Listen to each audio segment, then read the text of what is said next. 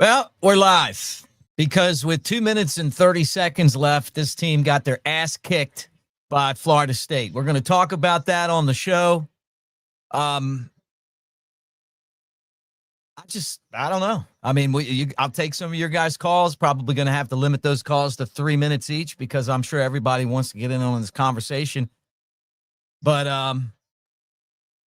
not ready. Not ready at all. Not ready to win, not ready to go out there and play football, not ready to stop the run. And I asked on the tailgate show Friday, said, hey, are we getting Oklahoma, Alabama, or are we getting Georgia, LSU, Alabama? Guess they answered that question.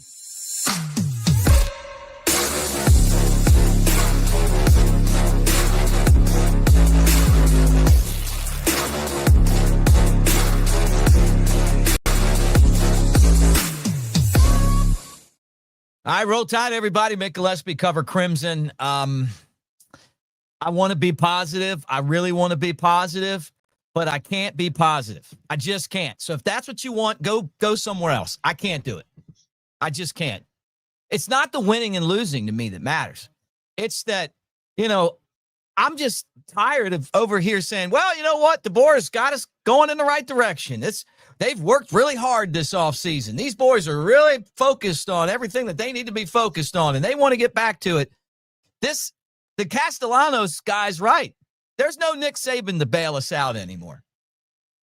And all this, high-fiving and patting on the back isn't working.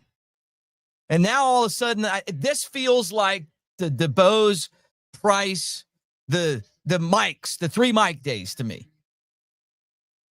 Soft. Nobody wants to tackle. This was Mike Shula days. This is it. No good fourth quarter. How about in the pouring rain? We're going to just pull all the backs so that we have nobody in the backfield in the pouring ass rain. Like, wouldn't you just hand the ball off? At least have that option for somebody to block? I can't, and I know you guys are going to want to put it all on Ty Simpson. It's not all on Ty Simpson.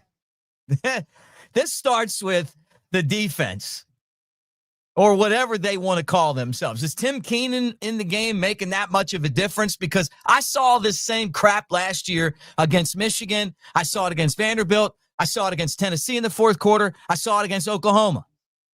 Saw it. I saw all this. So I like 13.5-point favorites. Like, okay, making everybody rich. The Florida State team, this is the first game they've ever played together. It's a whole new roster. And they looked like they had it more put together than we did. And it's not about the winning and losing. It's not. I don't care. You lose sometimes when you play a good game. Sometimes you win when you shouldn't. The right team won the game today. The team that played bad didn't win. I mean, the fundamentals of football were just not executed by Alabama. And I hope Ryan Williams is all right. But this whole ant and a sledgehammer thing, just catch the ball, man. Just catch the ball. That's what you need to worry about. Don't stay off podcasts. Run around with your NIL deals. Just catch the ball. It might have been a lot easier for Ty Simpson had Ryan Williams caught some of those passes he dropped. I love him. Look, man, he's a great player. Punt returns, we're just fair catchers again. But the defense, oh, my God. We haven't seen the likes of this. The plays, like the guy, the little, I'm going to hand the ball to the receiver running, through, and then nobody can catch him. And then Castellanos was like Cam Newton out there today. Nobody could tackle him either. So I know you guys you're lining up in the comment section. You want to get your calls in. I'm gonna have to limit the calls to 3 minutes so we can get a lot of people on. I'm not ready to bury Ty Simpson. I thought he fought his ass off today, but they put too much on him. Just too much for a guy that's never been in a game like this before.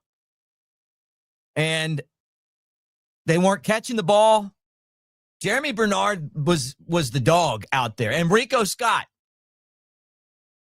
And those and maybe we need to get more number 11 in there. But all in all, if this defense is going to be that bad, they better score some more touchdowns. I'm still waiting on the Ryan Grubb offense because the Gus Malzahn offense kicked his ass today. That's what happened. And I'm not going to sit here and tell you I'm shocked because I'm not. I'm just disappointed. Now, the one thing I will tell you is that college football isn't the old college football. The season's not over by any means. You know, you got to get in the top 12, and that's the good news. And maybe this team can turn it around. But Kane Womack, losing the two best defensive players in our state to Oregon the last 2 years, that's not cutting it, man. That's not cutting it. And you need those guys. The defensive, we heard about this secondary so good. I guess it doesn't matter when you can't put pressure on the quarterback.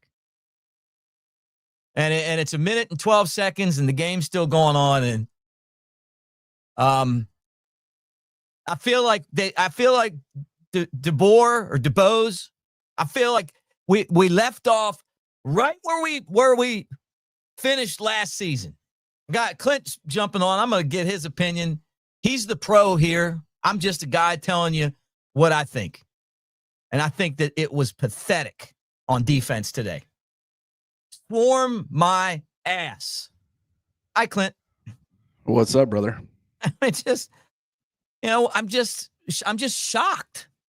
I mean, like the lack of tackling, the creativity, the fact that it was just bad all the way around. It's just bad. It was storming the field anymore. You beat Saban. This guy loses every other game on the road. I gotta eat a lot of crow, Mick. I like a lot of crow, and I deserve every bit of it. Just like Alabama, any criticism Alabama gets, it is well deserved. I need a drink, Clint. Sorry, guys. I'm getting one right now. It's bad, man. I don't even know. I'm still trying to make sense of it. I said on Twitter, last year's first half against Georgia was the most shocked I've ever been watching Alabama since I've started doing this. And really probably one of the most shocked moments I've ever seen as far as really since I've been paying attention to football when it comes to Alabama. And, you know, obviously the second half ends up happening, but I was not expecting Alabama to do that to Georgia. It caught me completely off guard. I couldn't really make sense of it. And I guess from a Georgia perspective, Alabama was way more, I'm not going to take any shot at FSU. There's no reason to. They kicked the hell out of Alabama. But this was the opposite of that, where Alabama, I couldn't really make sense of what was going on, how it was happening to the extent that it was. And I mean, when I go and watch the All 22, I'll probably be able to get some more answers. But when your head's spinning as you're watching something and you're trying to make sense of it, granted, you know, you can be wrong on things, which I was very wrong on a lot of things. But, you know, like Ty Simpson, you know, it's one of those things where you look at it and granted, he had some good moments, but I'm going to do the same thing I did with Jalen Milroe. Like, this isn't never personal with me. I call it like I see it. The internal clock at times, it was taking him too long.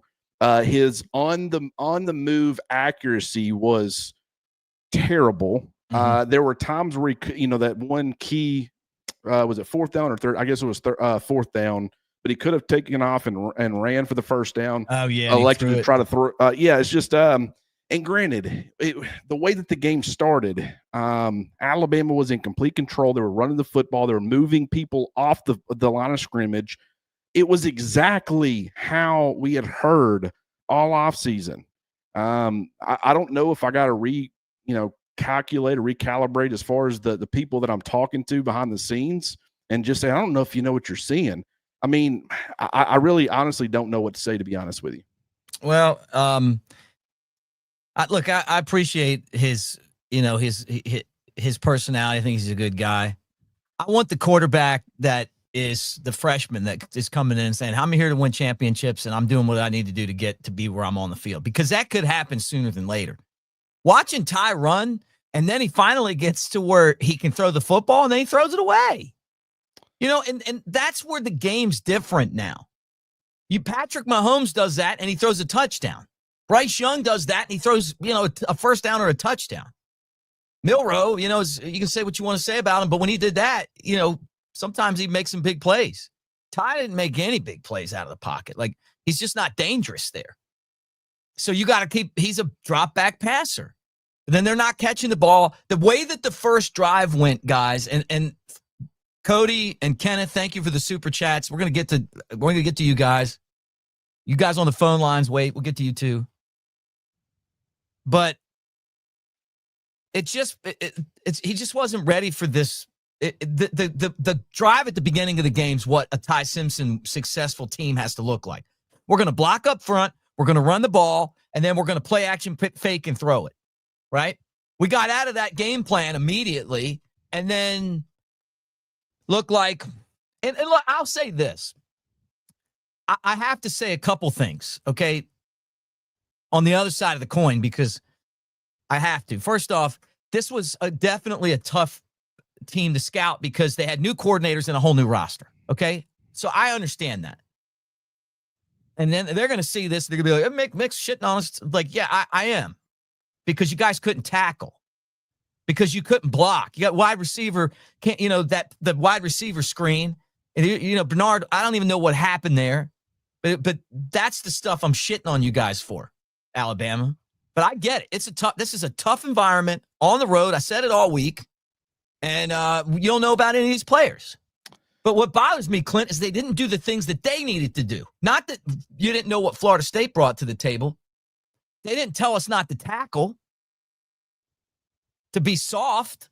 Where was the push on the defensive line? Is that all because of Tim Keenan? I mean, well, all because of Tim Keenan? I mean, you can't get a push at all. First half, we didn't do anything on the line of scrimmage. It was like a brick wall. Redshirt freshman and a true freshman. In Jeremiah Beeman and London Simmons, so you go from a fifth-year senior who's played a lot of football. I said numerous times when the injury happened, and I've said it a lot, easily the best run stopper on Alabama's defense, easily. Now, here's the thing. This is why I can't come to those, like, injuries, sure. Anytime you suffer an injury, it's going to play a part. But I don't look at that and say, man, I really downplayed those injuries relative to how it actually affected the team. I don't think those things, the Tim Keenan to an extent, yes. I think second level was a much bigger problem than first level. I'll continue to reiterate that. The run fits based off of and granted, I wasn't watching, you're seeing a play once and then you move on. That's why you go back and study the film. Maybe I come away with something a little bit different, but I just, through the first run through, watching it live, it was a second level problem in a lot of the instances that I saw. But here's the thing.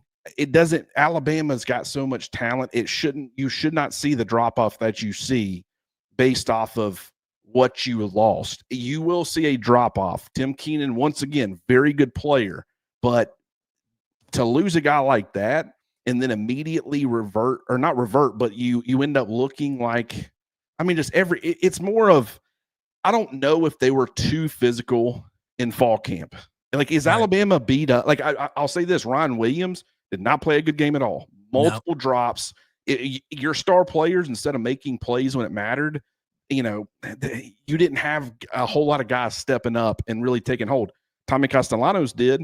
Yep. Florida State had multiple of their playmakers who did what they needed to do in those big time moments, and Alabama did not. That is a massive, massive problem, in my opinion, because I don't know if the guys are wore down. Like Ryan Williams, what I was saying before, it does look like he had something on his hamstring, like one of those bands. So we might not be 100%. So many guys are banged up right now. Were they pushed too hard, too close to the season? And now not only did you lose some guys, but a lot of these guys are run down. One of the things I said is, hey, the good part about being super physical is when you get into some of these games and you've been physical all fall camp, they're ready to go hit somebody in the mouth while the other team's been kind of taking it easy, trying to keep guys protected, make sure that everybody's available. But, that's assuming they haven't been run down prior to the start of the season. I can answer that question. But what I will say is that, it looked like, once again, a lot of the issues from last year against teams, like I think Florida State's going to end up being pretty good. How in the world do they have that much turnover? Coordinators are new, 4-year, 5 offensive line. We've talked about it extensively. How does your offensive line come in and do that immediately to Alabama, despite the fact that you've got essentially 5 guys that's never played a down together? How does that happen? And that is where it's like, this is alarming. I will continue to reiterate, everything on paper looks great. And I fully bought into it. You talk to people behind the scenes, they're all hyping it up. There was a quiet confidence, and it just seems like it's the same song, different year. And that's just, it's incredibly frustrating for fans. But then you got people like us who are listening to this, and we don't get to see it with our own eyes. I don't know for sure, but these are people that I trust, and I know that they give accurate information when it comes to, like, oh, this guy's banged up, this guy's in trouble, whatever. But as far as their ability to see it when they're at practice and evaluate it, and then what they relay, I don't know. But it's just, I'm kind of sick and tired of hearing one thing and getting another on game days, because you can make everything sound great, but you got to go out there and actually perform, man. It's bad. You know what it was, Clint, and you guys that are hanging out with us, and again, super chats, you're going front of the line. We're going to get to you guys in a second. I see 4 of you guys there. And I see a lot of you other fans there, and I knew going into this show that you guys were going to be here to talk too, and that's what it's all about, I guess. It's been nice being at the top of the mountain for so many years and kicking everybody's ass, but those days are over. We ate the rat poison. We ate it. Oh, we're going to walk in there and we're just going to run these guys over. I'm going, hey, these guys spent a ton of money on this roster. A ton of money. And when you look at the players they went and got, they got 4 really good offensive linemen. They went and got another backup. Roydell Williams came back this year. They had a really good freshman running back. The quarterback's a playmaker, right? They added guys on defense. I didn't think that they would put it together like this. I thought we would tackle and play good football too. We did towards the end of the game. But then when we needed to stop them, we couldn't. Stupid penalties, jump on the damn quarterback when you basically got the drive over. But, that stuff started with Nick Saban. Last year we're shooting baskets and I mean, who cares, right? Put your arm around him. Hey, it's all right, man. We'll get him next week. That's how it hadn't been like that. There was accountability at Alabama that's gone now. And maybe that's because of NIL. Maybe that's because of transfer portal. Maybe that's because of the kids. Who knows? Maybe because Saban's not there. That accountability's gone. And when I looked at this game, I kept saying to myself, I would have taken that 13 points and said it on the tailgate show. Coker looked at me and was like, Mick, he could tell that I felt really confident about that. I didn't think Alabama would lose like this, but I thought 13 points, we're buying into this. And I remember Saban always worried about these type of games. You would have gotten yelled at the press conference, Clint. You would have asked the question. It would have probably been very innocent. And then Coach Saban would have chewed your ass. And it would have been about telling the team to basically pay attention. Because these were the games where he was always really kind of irritated at the press conference, just not happy. And this is the reason why. Because it's so easy to get upset in college football when you're not mentally where you got to be. And this was a tough environment. I was in Tallahassee. They got a great football tradition. I honestly hope that if we expand the SEC, that we put them in. I do. I think there's room for them. Look, if we're going to add all these teams, I'd put them in. Pretty cool spot, not far from where I live. And we weren't prepared. We weren't prepared, plain and simple. We had no answer for them today.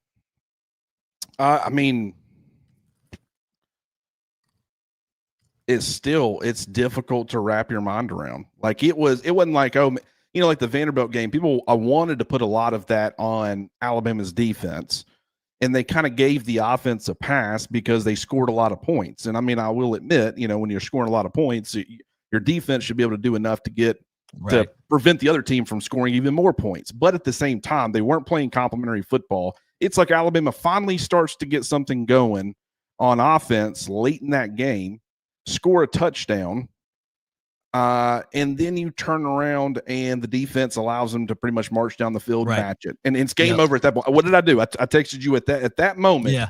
There was no point in continuing. It's when it's done. And granted, the one time I've said it's done, stick a fork in it, and I was wrong, was when Tua Tagovailoa took that sack against Georgia in the national championship. I was like, that's the one thing you couldn't do. You put yourself out of field goal range, but at the same time, that group of guys refused to lay down. Tua refused to lay down. Right. And there was still this belief that we're going to get the job done. That with this group, they don't handle adversity well. They didn't last year. They don't this year. And granted, I will say there's like this collective, and everybody that's on this show that's an Alabama fan, I bet you feel it too, whether you're willing to admit it or not, where when things start going wrong in these games, your anxiety goes through the roof, and it is like a panic. And it's like the players feel that panic as well. And they have not been able to figure out a way to remove that anxiety that becomes a problem. At the beginning of the game, everything was going right. Ball control, you take up half of the first quarter. You're running the football. The offensive line's doing fantastic. Ty's doing some things off of it. Defensively, you go out there and you should have got a stop. And then you get, a penalty, and then you end up there was something else that happened that I'm drawing a blank on. But it's like you end up making a couple of things that some of it's out of your control. But it's like as soon as like one or two little things go wrong, it's like, oh man, we're back to the same old problems that we dealt with last year. We're not going to be able to overcome this, and everything falls apart. And I don't know what you do with that, Mick, because as good as this team is, and I will continue to reiterate, when you look at the pieces, there is nothing other than just you've completely got the wrong guys leading, whether that be player wise or coaching wise. There's no reason when you look at what Ohio State did last year, and it was the recipe was actually pretty similar. Now, granted, they brought in an experienced quarterback in Will Howard, who was not a world beater, but he had done it and been there before. Maybe that's a critical difference here, but it's like you had guys that could have gone to the NFL. They elect to come back. You've got a true freshman class, and we will eventually get to that and talk about some of those guys because there was a bunch of true freshmen playing meaningful snaps from pretty much the first series, guys rotating in. But it's like, when you get the contributions from the freshmen, you've got an upgrade with your offensive coordinator, but you don't lose your coordinator from last year. You got your defensive coordinator. Like there's just everything on paper. Kalen DeBoer took a team to the national championship, and he had a lot of these same staff members, but then you go out and it's just, what is the problem? Why can they not get this right? There's been 14 games, and 4 of those games have been absolutely miserable to watch because it is that is almost 30% of the games that Kalen DeBoer has coached. It has been absolutely atrocious play. How is that even possible? I don't know where they turn from here, Mick. All right, let's get to you guys. I'm going to start with the super chats. Appreciate it, Cody. Now you threw a couple up here. Defensive line sucks. I agree. O-line sucks. I didn't think they were terrible today. Ryan Williams wasn't catching the ball. What do you say? Ryan's podcasting ruined his I said that. I just said, look, these guys, and it's just what my point was on that is that these guys want to go out and they want to make money. They want to do all this other stuff. You still got to keep the thing. And I like Ryan Williams, love him. I want him to win the Heisman. I hope he's all right. I was worried about him when he took that cheap shot, and then they waved it off. Wild. Complete cheap shot on him. Complete bullshit. These officials every week, you just sit and they send it up to the booth, and they still F it up, right? But another one, and we appreciate the super chats, by the way. What in the hell did they do in fall camp? I don't know. I don't know that.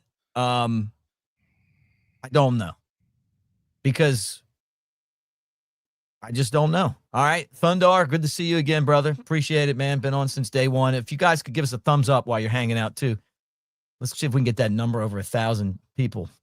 Bama D was standing around scooping balls instead of tackling dummies. Maybe. Where's the ice cream truck? Did we bring the DJ in? Hey, let's practice in the morning so we don't have to be out in the heat. That's the thing that a lot of the the old players told me, the Saban guys. I haven't heard one Saban guy, and I'm around them all the time. I've not heard one Saban guy say it's a good idea to practice in the morning. Part of practicing at night is because you're basically getting your ass kicked by the heat. It's harder, right? But we practice in the morning. Thundar came back with another one. Maybe a bigger paycheck will help players stop. Look, I don't know. And then SK hit us with a big super chat here, $20. Thank you, man. Ty should be benched. I'll tell you right now, I don't know what the other options look like, but the minute that Russell's ready, he's going to be the guy. I just don't think he's ready yet. I just think that he's the future. The first drive, they stayed on schedule, and it was constantly second and manageable. You know, maybe they might have a second 7 or something, but it stayed manageable pretty much the entire first drive. And then third and manageable, third and shorts. And they looked incredible. They were in control. And then somewhere along the way, I mean, not somewhere along the way, second drive, it felt like you start doing things. Some of it's self-inflicted, it's penalties. Right. Some of it's just, you know, a lot of factors in play, taking a sack or whatever. They start finding themselves, and they stop having success on early downs. Yeah. Running the football, and now you're in second and 8 or second and 9. And then you end up in third, because what was happening is and then they started trying to get cute. I understand it. You're trying to keep the defense off balance. That's part of the game. You're going to see that a lot. And when it works, it looks brilliant. But when it comes to, like, you start going play action on first down, Ty misses a throw. Now it's second long. It's 100% of the time, at least in the first half, where they're running the football on second down to try to make it third and manageable. Florida State knows it. Alabama's not able to get the push they need. Now it's third and long. And now it's like everything starts falling apart. And once again, just those minor obstacles that start happening, you start seeing spiraling from everybody. And that's the part that is super. And I understand it, because as someone who's watching it, I feel that. It's like very quickly in that game, I'm like, man, this is sure starting to look like Michigan last year, or looking like Oklahoma last year, or Vanderbilt. And it felt very similar. And it's like, man, and I'm sure if I'm feeling it, the players are probably feeling it too. Right. But it's like, I mean, you've got to figure out a way. I don't know what that is. That's the most concerning part about all of this, is I don't know where you go from here as far as remedying that situation. Sometimes, Ty Simpson has got to go after that muffed punt where Alabama got it past midfield. First of all, knew they were taking a shot on first down. I mean, if they were going to play action and taking some shots and trying to create some opportunities, you knew that as soon as they got that turnover and they're past midfield, they're taking shot first play, and then Ron Williams draws the pass interference. But he should have went to his offense and says, I don't give a shit what it takes. We're scoring this drive. Right. And that's the quarterbacks that really set themselves apart. Yeah. Is this presence. Nick Saban, he was towards the end he wasn't, but he was always a calming presence in a lot of ways, because you never saw him panic. And I'm not saying that I don't think, like Ty Simpson, one thing I'll give him credit for, the entire time things were going wrong, when they would show him on TV, they would zoom in on him, and he was trying his best to stay even kill. Now you could tell in his eyes he was kind of panicked. It's tough to hide, but he was trying his best not to get down. His body language, he was doing everything he could to have, not negative body language. But, and I respect him for that. But as far as this demand, I don't care what. If I got to call timeout and kick somebody's ass because you can't get a block or something, we'll do it. But we're scoring this drive. It's not an option. And one thing that Tommy Castellanos did going into this game is he said he opened his mouth and he fully believed it. And he even said, I'm trying to give my guys confidence. And all those guys went into that game believing that their quarterback was going to do what he said he was going to do. That was pretty pretty blatant from the jump. So, that's the part to me. You got to start questioning these things, because what we saw today, it's not in a good place, Mick. Yeah, right. There's a difference between saying, hey, it's my dream come true to be the quarterback, than the other guy going, I want to kick your ass, and you're not as good as everybody says you are, and then going out there and backing it up. And that's why I've said this too.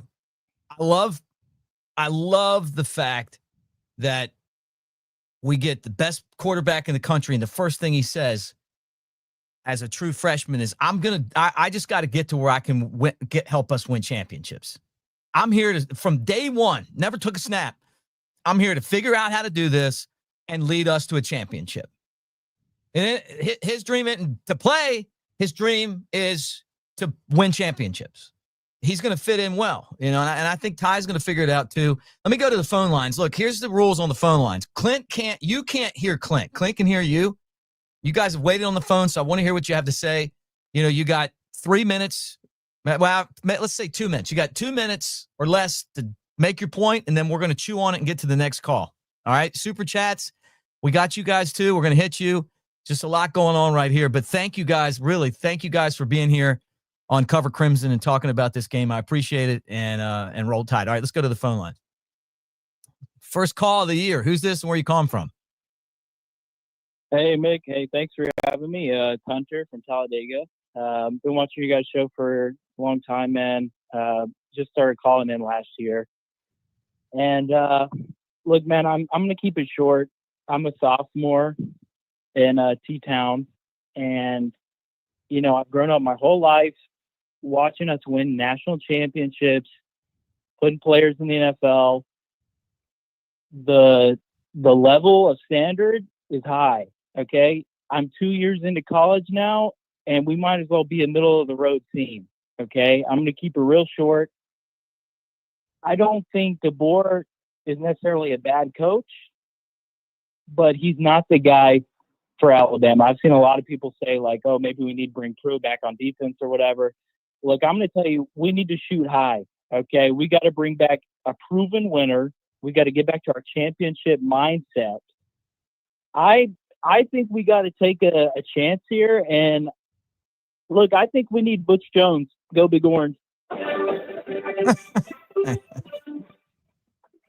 knew that voice. We wouldn't hire Butch Jones. The fact that he waited on the phone for 16 minutes to play Rocky Top is pretty funny to me. All right, let's go to the next call.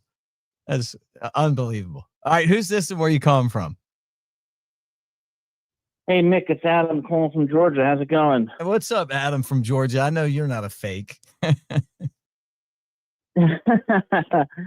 right, I'll keep it within 2 minutes. Number one, I think the problem is culture.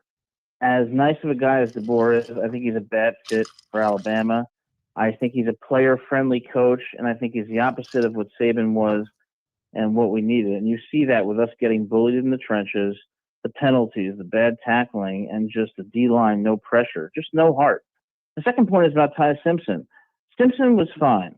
Okay, he wasn't great, but he was good. The offensive line didn't block very well. The receivers, weren't open. There were several drops.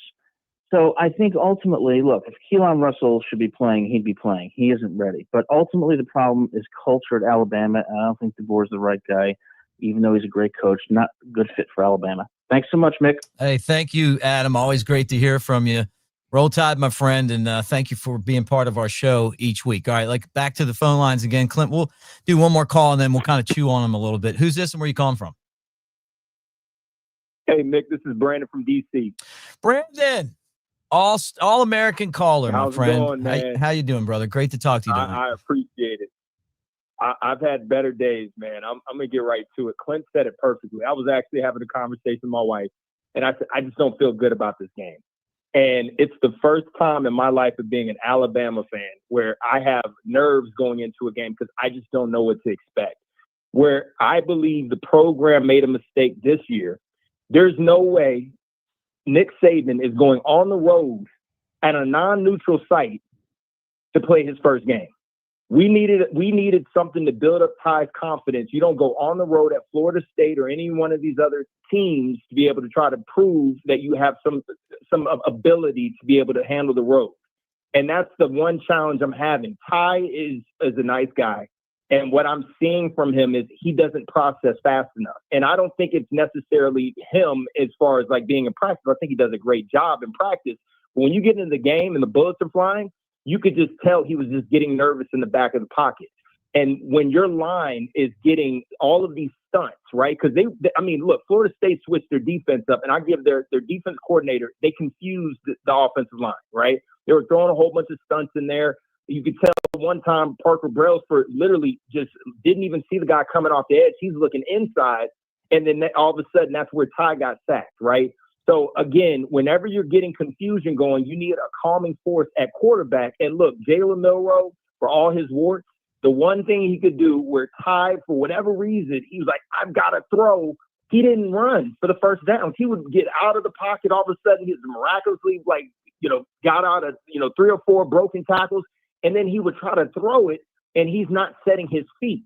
His arm talent is not good enough to throw on the run. He has to set his feet. His base is what sets him apart, in my opinion, to be able to throw accurate. And his accuracy suffered because he just wasn't setting his feet. Ryan Williams is hurt, right? And you could just tell that all of a sudden he was getting alligator arms going across the middle. I've never seen that before from him at all.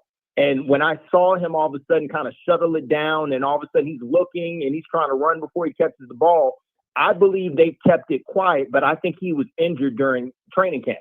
And there was a couple of videos that came out where we just didn't see him out there. And no one questioned it, but then all of a sudden I see him in the game. He just looked rusty. And so whenever you're getting over here and then, look, the defensive line, oh my goodness. Kane Womack, he did not do a good job coaching today. But if I get one more of these games where a defensive end is not setting the edge, coming upfield, and not throttling down when you know you have a running threat at quarterback, that's just piss poor execution, right? Yes. Anytime your responsibility is setting the edge and you somehow fall inside, and it happened multiple times to LT Overton, he's coming way upfield and he's getting pushed inside. That is just piss poor execution. And so you can blame Kane Womack on his inability to do adjustments. I get that completely. But when you have a running quarterback, what you do in my time playing, man, and look, I played at Clemson, right?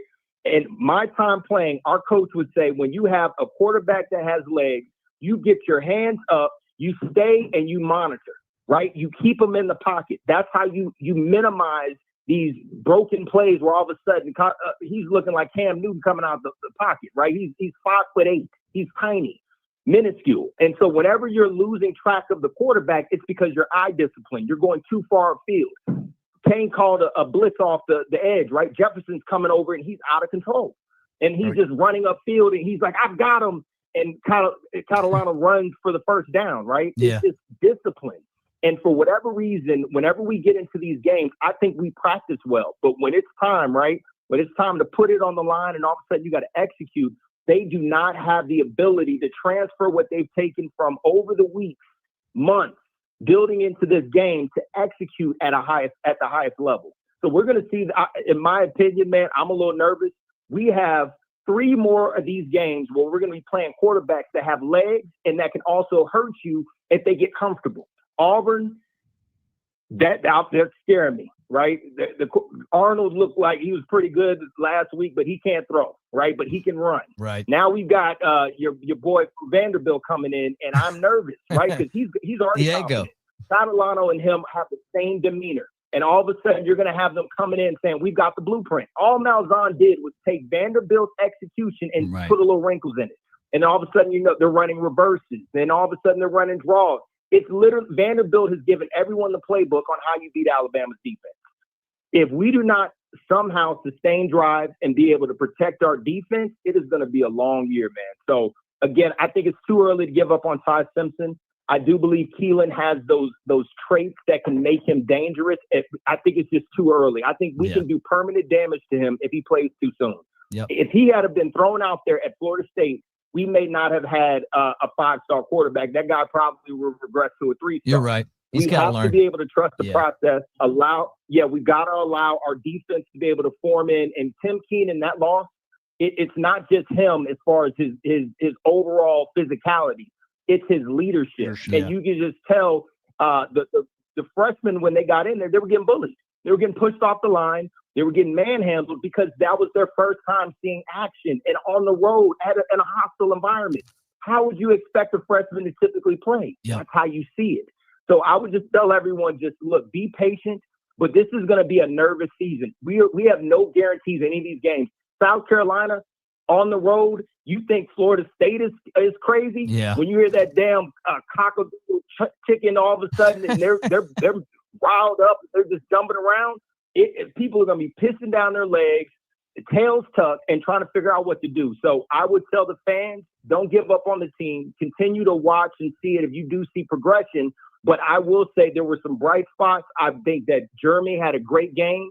I thought 11 had a great game. And I thought that there was bright spots on the right tackle. I was surprised at how well he actually played. Wilkin actually played fairly well. Right. But overall, the offensive line played terrible because they were just getting confused. So I know Clint's going to chime in on it. Yeah. Look, we have the right to be pissed off because we have dedicated time and energy to really support our team. I would encourage everyone to make sure that you're not turning your backs on the folks. Make sure you're being true ride or dies. But it is completely within our rights as fans to criticize the team in this piss poor effort. They got bullied. Yep. And so whenever you get bullied, FSU, look, go ahead and get ready, Mick. You're going to have some Tennessee, Georgia, and Florida State fans calling in and pretending, man, they're going to set you up. So just stay cool like you are, bro. We've got all the time in the world to be able to get better. Just continue to just be as great as you are, Clint. Continue to just be the maestro over there and making sure that you're giving those insights and tips and tricks. And hopefully, look, some of the players need to dial in so they can learn a thing or two and just get some energy. Because I know that one thing, Mick, I'll leave you with this. One damn thing is true. I know if Mick was on that field and he had a chance to be able to make a play, at least he would get all the energy and effort to be able to do something. Yeah. Some of those guys look like they just didn't want to be out there. Yep. And that's just disappointing. When I see that and I see you give up and I see you just don't have that fight and you're getting bullied and the running back is on the 10-yard line, he's dragging 5 of our players in, it's going to be a longer year. And so we just got to continue to just be positive the best way we can, man, but we got to call a spade a spade. The board just did not get it done this week, man. I love y'all boys. Stay positive. Continue doing the great things you're doing, and roll tide. Roll Tide, man. Great call. Yeah, I would. That's why he's an All-American caller, man. Once you get that All-American status, you just get to kind of throw it out there on us. I couldn't have done a better job than that, Clint. I mean, he's phenomenal. He's right. He's right on everything. You know, when you, it's frustrating because, you know, when you're hearing things from people in the program and their name's not put to it. I was wrong about a ton. I have to be able to get on here and admit that. If you're going to talk and build things up and say how you think it's going to look, and I will continue to reiterate, it's kind of like in poker. Sometimes you make the right play. Got you right there. You know, yeah. Well, and we'll get to that here in a second because I didn't exactly say it was overrated. In fact, I definitely gave him credit for the fact that not only was he going to make them confident. We'll get to that in a second. It's kind of like in poker where when you know you end up making the right move based off of percentages and using statistics, but sometimes someone just gets lucky on the river. You can't look at that and say, well, next time I don't need to play it that way, because you got to play percentages and say, well, hey, great play, but how many times are you going to pull it on the river?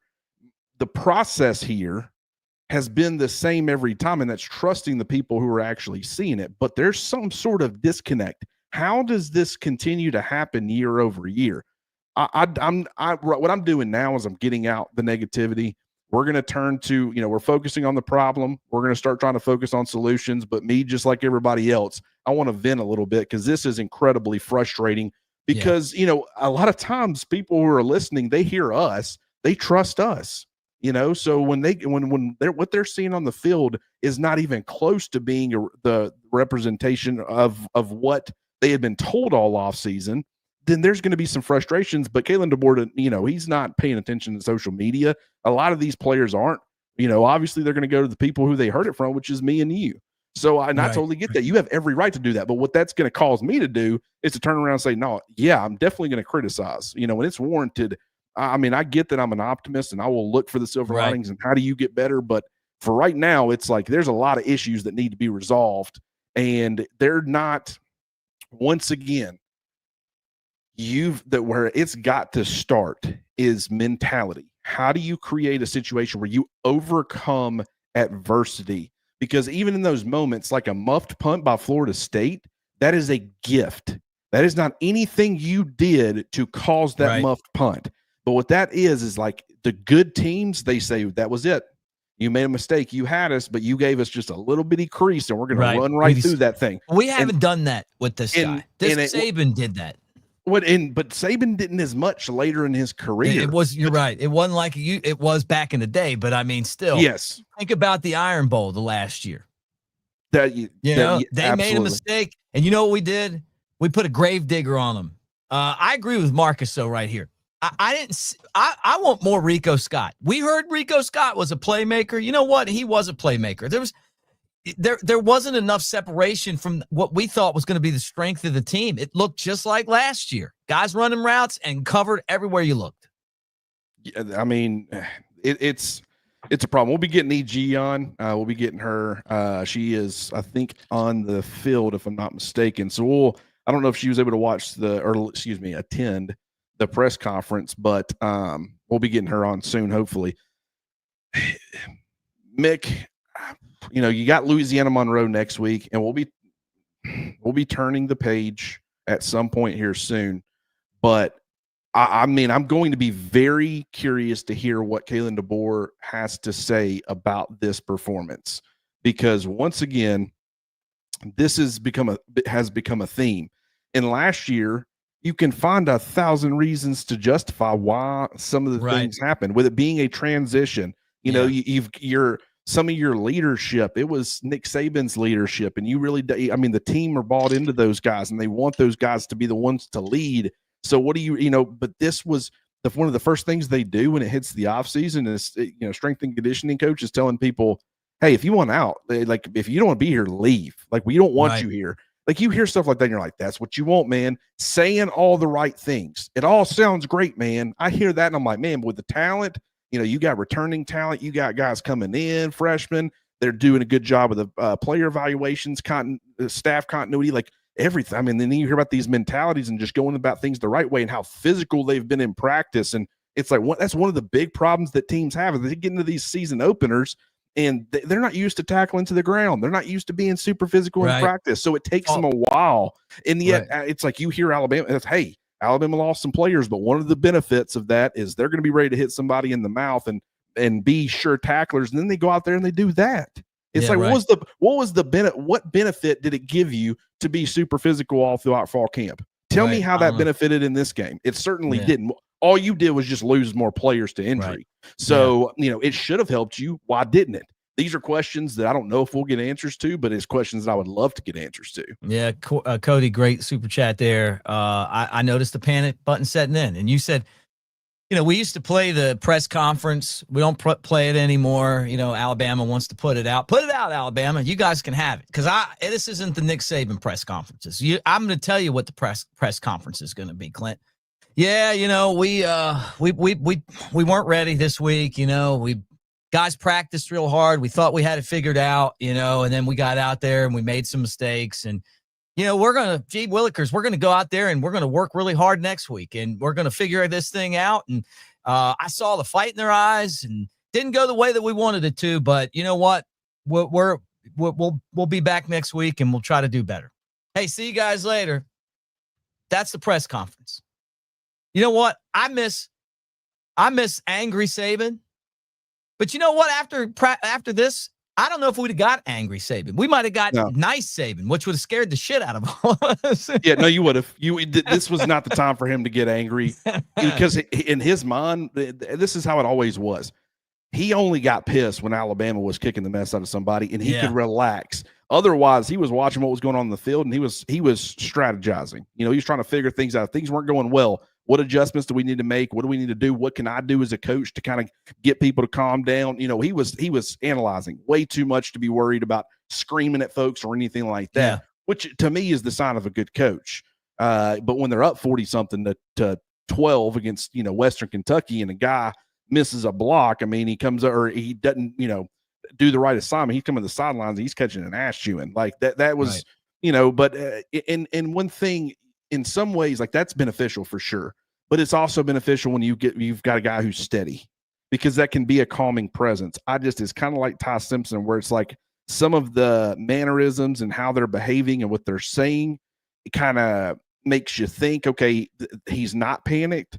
But it's like, at the same time, when you're like body language and stuff, they showed Kalen DeBoer, and he kind of looked the same way, where he looked a little bit panicked. And I know that right now, I mean, I agree with Brandon. I'm not trying to just tear everything down here, because I think there was some good.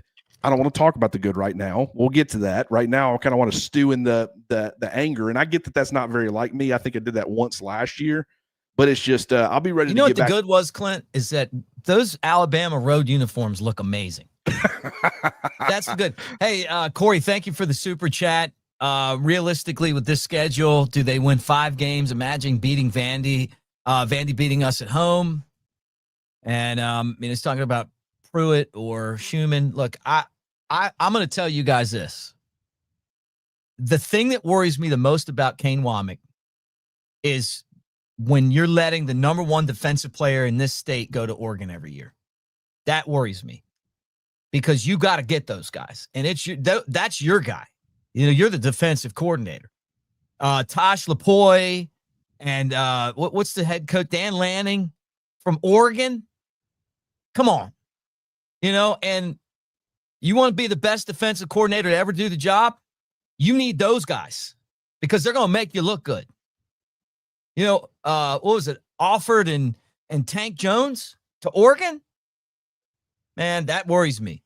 And all the other stuff goes along with it. But when Saban was head coach, we didn't lose those battles. Not often. And they're big battles. And I know it's NIL. I know it's a lot different now, but that's the worry to me, even more than any of that stuff. You're losing too many. You're losing your top player in the state to Oregon. Tells me something. Here's one from Seth. He's given us, I guess he just canceled his Yay Alabama donation. Look, if you put it on our channel, I'll yell at Yay Alabama all day for you. No, I'm not telling you. I'm not telling you to do that. but here's another. Did I see another one? Another person say that. Look, the NIL is part of it. I'm going to tell you guys why I feel like the NIL is part of the reason why we lost. Because we have very good starters, and then we got very talented freshmen. And then, but the middle part of it isn't what it used to be, because those guys keep transferring out everywhere. And I think that's a worry. So, Clint, why don't I bounce out, take a breath? You and EG talk about the game, and then I'll bounce back on again. Sounds good. Hello. What's up, EG? Hello. So what was the vibe in the stadium like? I guess we should go ahead and, obviously the place was rocking. I mean, that's pretty, which it should be. Florida State's got a lot to be proud of too. But what was the vibe? I mean, if you were able to see it from Alabama's side, kind of throughout the game and after the game. Well, it was one of those things, Clint, where Alabama could not do enough to get the crowd out of it, right? You have that first opening drive, and we've all been talking about it. You had possession for about 10 minutes. It seemed like, okay, Alabama's going to get some momentum. The crowd kind of quieted down. When I tell you, I have been in very few stadiums from quite literally start to finish. The atmosphere never really faltered. It faltered slightly, and there was a little bit of a momentum shift fourth quarter. But other than that, Clint, I mean, it was crazy. FSU fans came into this game with, a lot of pride, and there was a lot of discussion, from their players and quarterback about the disrespect about how this team is not what it was under Coach Saban. And unfortunately for Alabama, they kind of succumbed to that. And Alabama did travel really well. I will say that. This whole section, I guess right here, this actually was the Alabama section. And they were loud. They were rowdy. But, I don't think the FSU fan base sat down once. Yeah, definitely. I mean, and that's the unfortunate part is that at the beginning, the way that it started was exactly how you wanted to kind of take the Florida State fan base out of it. And then through, some unfortunate circumstances as far as penalty and stuff on defense, allowing them, they could have gotten off the field. They didn't. They end up going down there and scoring, pulls the crowd right back into it. And then from that point, when, that second drive, which, second drive, it was, Alabama actually did drive down the field and take about 5 minutes. But then when they missed the field goal, right, 53 yards, it's just, it took all of the energy that they had. And I do want to say this too, Clint. When that rain started, it reached another level. FSU fans were loving it. The players were loving it. And that was something that we talked about coming into this game, how much the weather is going to dictate this, or if it will or not. And it did. And when I'm telling you that rain started pouring, and that only emboldened the FSU fans and players more. And it did not go Alabama's way, really, in any phase of the game. I mean, I got to be honest with you. When you got a 10-point lead when the rain starts, you're kind of in a position where you're like, man, this is, let the turnovers ensue, the back and forth. Can't, they take the explosive plays out of everything. Let's just grind clock. Both teams have to run the football. Let's make it ugly because we're sitting pretty good. We could even make a mistake, a pretty critical mistake, and still have a lead. So they were, and that's the unfortunate part is when you reach that point where, and this is something that Mick and I were talking about, it just felt like Alabama, last year, they didn't handle adversity well. And it could be the most minuscule things. It took a muffed punt by Florida State, which Alabama did nothing to make that happen, for them to get any sort of energy. And then, I mean, you get the pass interference on Ron Williams on the ensuing play, but then from that point forward, you still end up with 0 points out of that situation. Like, that's just, they're not capitalizing on their opportunities. They're not playing complimentary football. It's just a really ugly product right now. It is, and players are actually exiting behind me. I'll show you where I'm standing. So Bama players are leaving that way. And I was able to see Ryan walk by. And when I tell you guys, the hits that he was taking, I know you guys saw it on TV, but being here in real time, FSU was definitely wanting to make those sting a little bit. And thank goodness he's been, bulking up this offseason. But it was brutal for him. And he really wasn't awarded any protection with those passes from Ty Simpson. But Ty Simpson wasn't given a lot of help either. I thought that Joey Bernard, I would say of the bunch, had the most solid production. But, what are your thoughts on Ty? I'm curious. I'm sure you guys have talked about it, but I'm curious. Well, speaking of Jerry Bernard, that's one thing that you have to feel comfortable with if you're an Alabama fan. He's been the steadying presence where, granted, last year, the limited pass attempts from Jalen Milroe, while Jeremy was kind of that reliable, steady presence, he didn't get the opportunities like he did today where there's more volume in the passing. I mean, Ty Simpson, I think, finished with in the mid-40s, 43 pass attempts. When you're throwing the football that much and you've got that reliable presence, you see what he can be for this offense. That was really encouraging to see. I mean, obviously didn't score a touchdown, but the fact that he was such a reliable piece, you were hoping that they can kind of build around that. Ty Simpson, at times, I understand the offensive line was breaking down around him a lot. I think they weren't putting themselves in favorable situations at all. The pass rush was, Tony White was able to do some things as far as dialing some things up to make his life a little bit more difficult as far as the stunts and all of those things where you can kind of confuse the offensive line. You're also bringing simulated pressure. You don't know where it's coming from.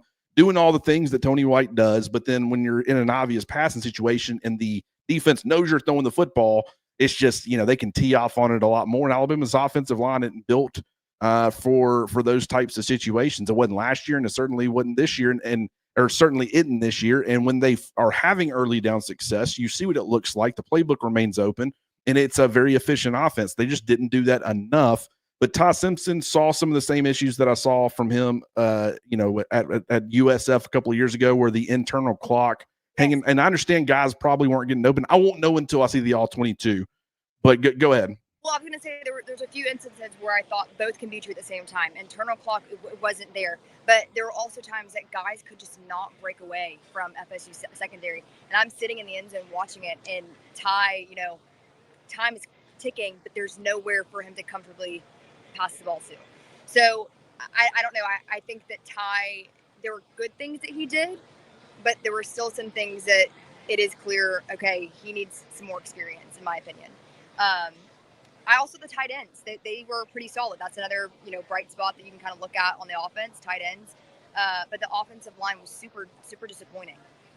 Well, I think Richard Young early getting north-south like he did was very physical, definitely brought that element. And, I'll have to go back and watch to see what it is that Florida State was doing because it was like from the second drive, they just weren't able to get the same oomph or push that they did on the first drive.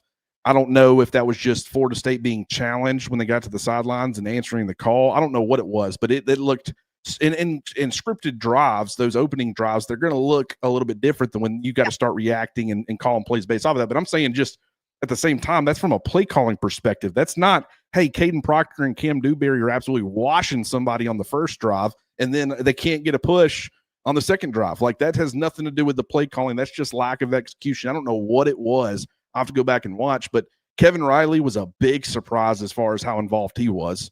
And I thought that he looked good. He looked explosive. But, Dre Washington didn't really get into the mix. We thought he was going to be that third guy for a while. It was Richard Young, then it was Daniel Hill, and then Kevin Riley. But you saw that at a lot of different positions. I mean, there were guys, Kelby Collins wasn't listed on the depth chart. He rotated in. Latsier Brooks wasn't on the depth chart. He rotates in. You had Dijon Lee coming in. You had Justin Hill. He wasn't included on the depth chart, rotates in. So, like, they've tried to play a ton of guys. At a point, though, and you might have thoughts on this, you might not. It almost felt like, especially defensively, you're trying to get guys comfortable with what they're seeing, and yet you're rotating to where they're not able to be out there and get comfortable. That's exactly what I was seeing, because it felt like, and I texted you this, I said it feels like Alabama's defense cannot take a breath, and it seems like they're trying so many different things to start something that the guys that are in there, they're not getting any continuity. And I also think that FSU looked so much more disciplined than Alabama. Didn't love seeing that, but it was very evident, especially here. And what's funny, Clint, is everyone's like, man, like, you get the best view in the house because I'm like literally sitting in the end zone. But I miss so much because I'm quite literally crisscross applesauce in the end zone. So I like to go back and watch a few things just to kind of like see the ins and outs of what really happened. But a few calls didn't go Alabama's way. But then, too, I felt like there was a lot of undisciplined elements to Alabama that I personally wasn't expecting after what I've heard all of fall camp and the offseason. Yeah. And was there anything, you did mention the tight ends, but as far as bright spots, was there anything that kind of stood out to you in a very dark moment for Alabama fans? Yeah, I mean, I do think the tight ends are where I'm going to land on. I thought that was the most solid. And honestly, Ty Simpson, at times, I really liked what I saw from him. I like his decision-making. And I can't really give a full bright spot there because I think that we're not to that point yet. But, that's a loaded question, Clint. Bama fans, they traveled really well. I liked Jam Miller. This is a bright spot. Jam Miller was on the sidelines and pregame, and he was still finding a way to contribute to that running back room with the drills they were doing. But I think, injuries, too, are something that kind of decimated Alabama that we didn't really kind of realize it until we got to today. And there's a lot of questions about, okay, practice is so intense, you're seeing these injuries, but why did it not translate out there? The defense just did not look like I was expecting at all. Do you think that it was that they were too physical in fall camp? I mean, we were talking, Jam Miller gets injured the week of practice. Tim Keenan gets injured the week of the game. Kind of last second, and they were super physical all throughout fall camp, and that's great. But there it gets to a point where maybe you wear guys down before the season even starts. Yeah, and I know that, once January hit, Alabama kind of flipped a switch, and it was very much of the mindset of we want to return to the standard. And so there was a lot of emphasis on the fourth quarter program and pushing guys to the limits. I'm not in the camp that they did too much, because I think that we would have seen more success on the field, in my opinion. But I do think it's an interesting conversation to talk about the injuries that did come around. And with Ryan, that hit that he took, he was shaken up a few other times earlier in the game and he stayed in. But that hit, I was in the end zone and you could just hear it. And like I said, I saw him walking off. And so you just have to hope that Ryan, is back sooner than later, too.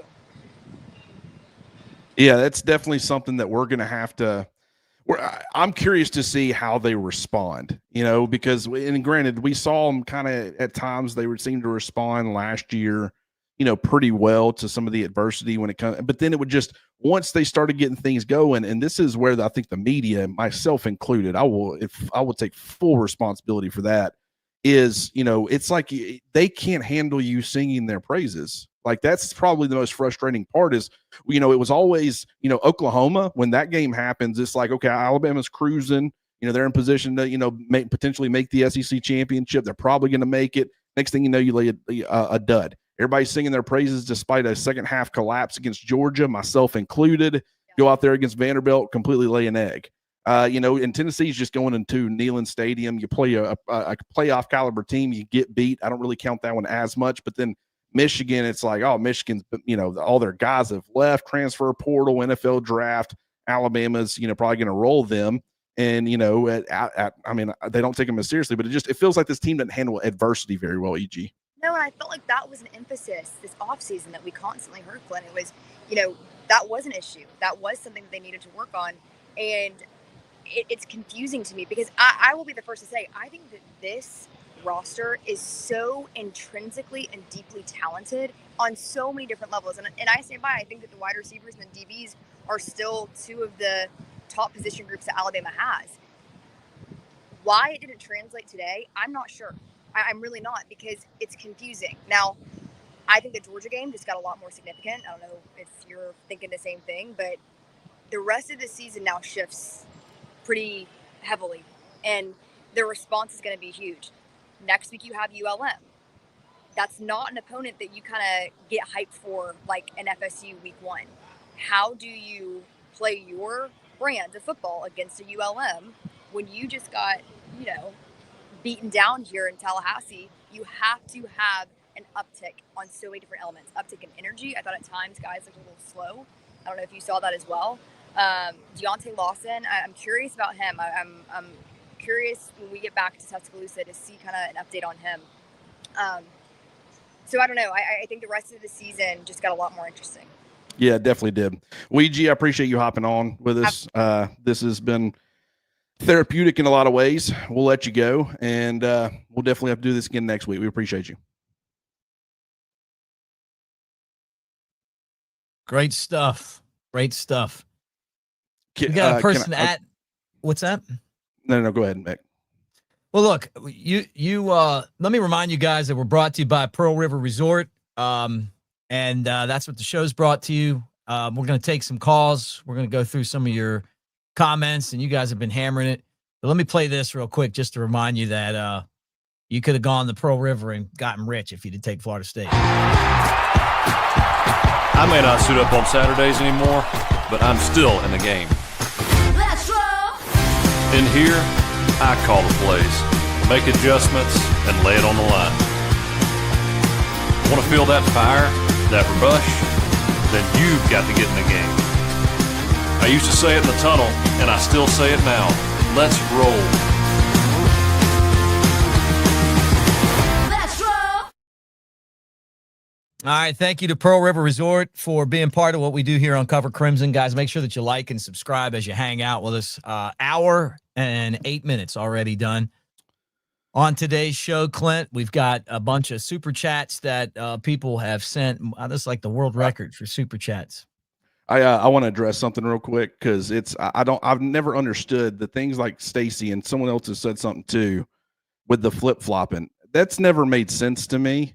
If the sky's green tomorrow, I'm not going to go out there and tell you it's blue.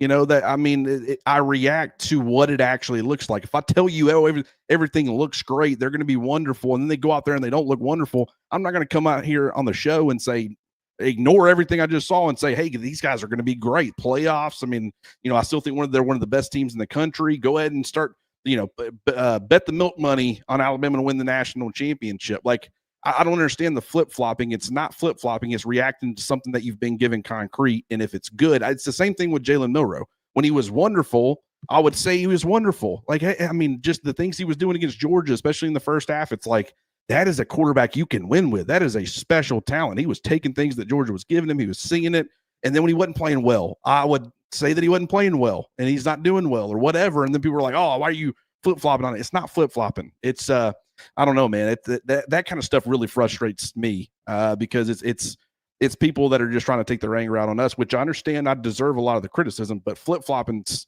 that's taking what the information you're giving and reacting to it. All right, let's go to your calls. And again, let's try to keep them 2 minutes.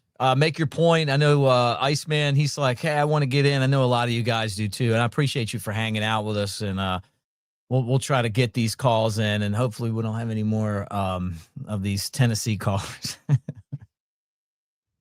Who's this and where are you calling from? Hey, this is Ryan calling from San Antonio, Texas. What's up, Ryan? Man, thank you for holding that long.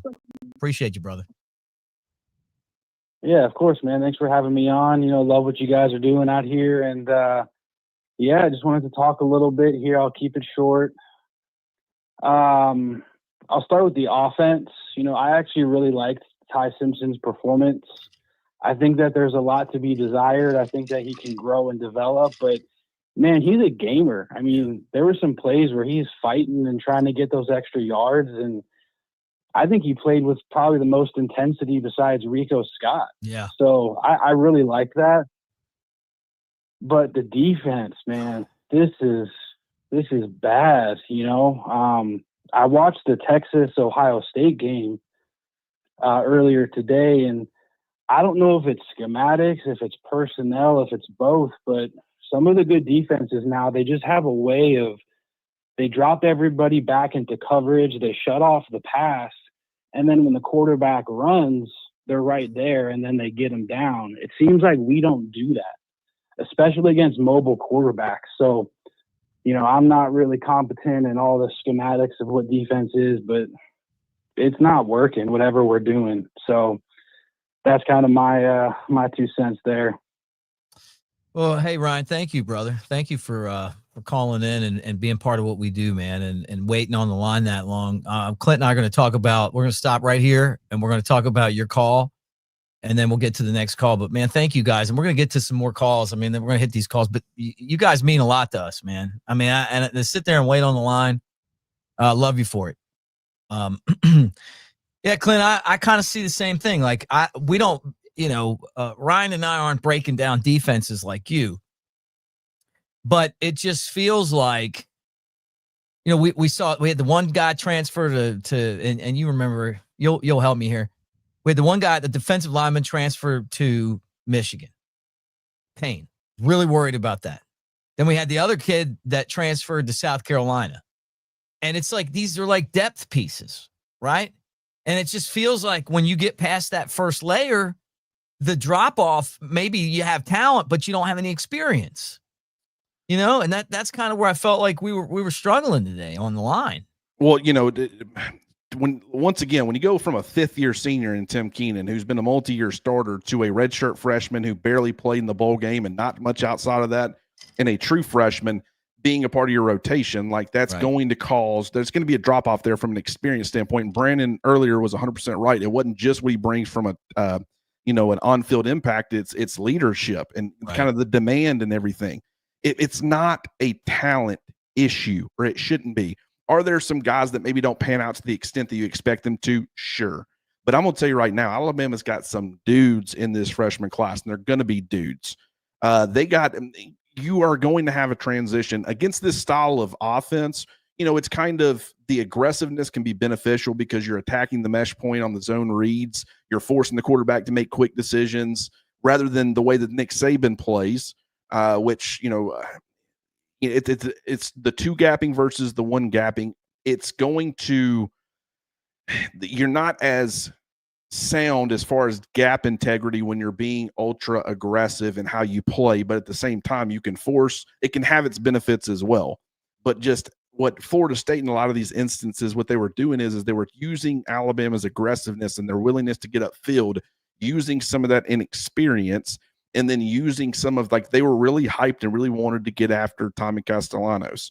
And it's just the way that this defense wants to play. They want to fly around, but what happened is very quickly they used their aggressiveness against them. And then Alabama, once again, they don't handle adversity well. Right. And the biggest frustration. I don't think it's a talent issue. They've got to get right mentally and figure out a way to, not just say the right things, but do the right things. Back up what you're going to say. Stop being a talker and start being a doer. Yep. And I thought Colton's message here. Thank you, Colton, again for the super chat. We got bullied. We got pushed around. And he goes on to say, "Where's the fight?" I agree with what Ryan said about Ty Simpson, basically putting his body on the line. At times, he looked reminded me of Jake Coker trying to run through guys to get first downs. He didn't get them, but he tried. And I thought Rico Scott played a game today where he fought his ass off out there too.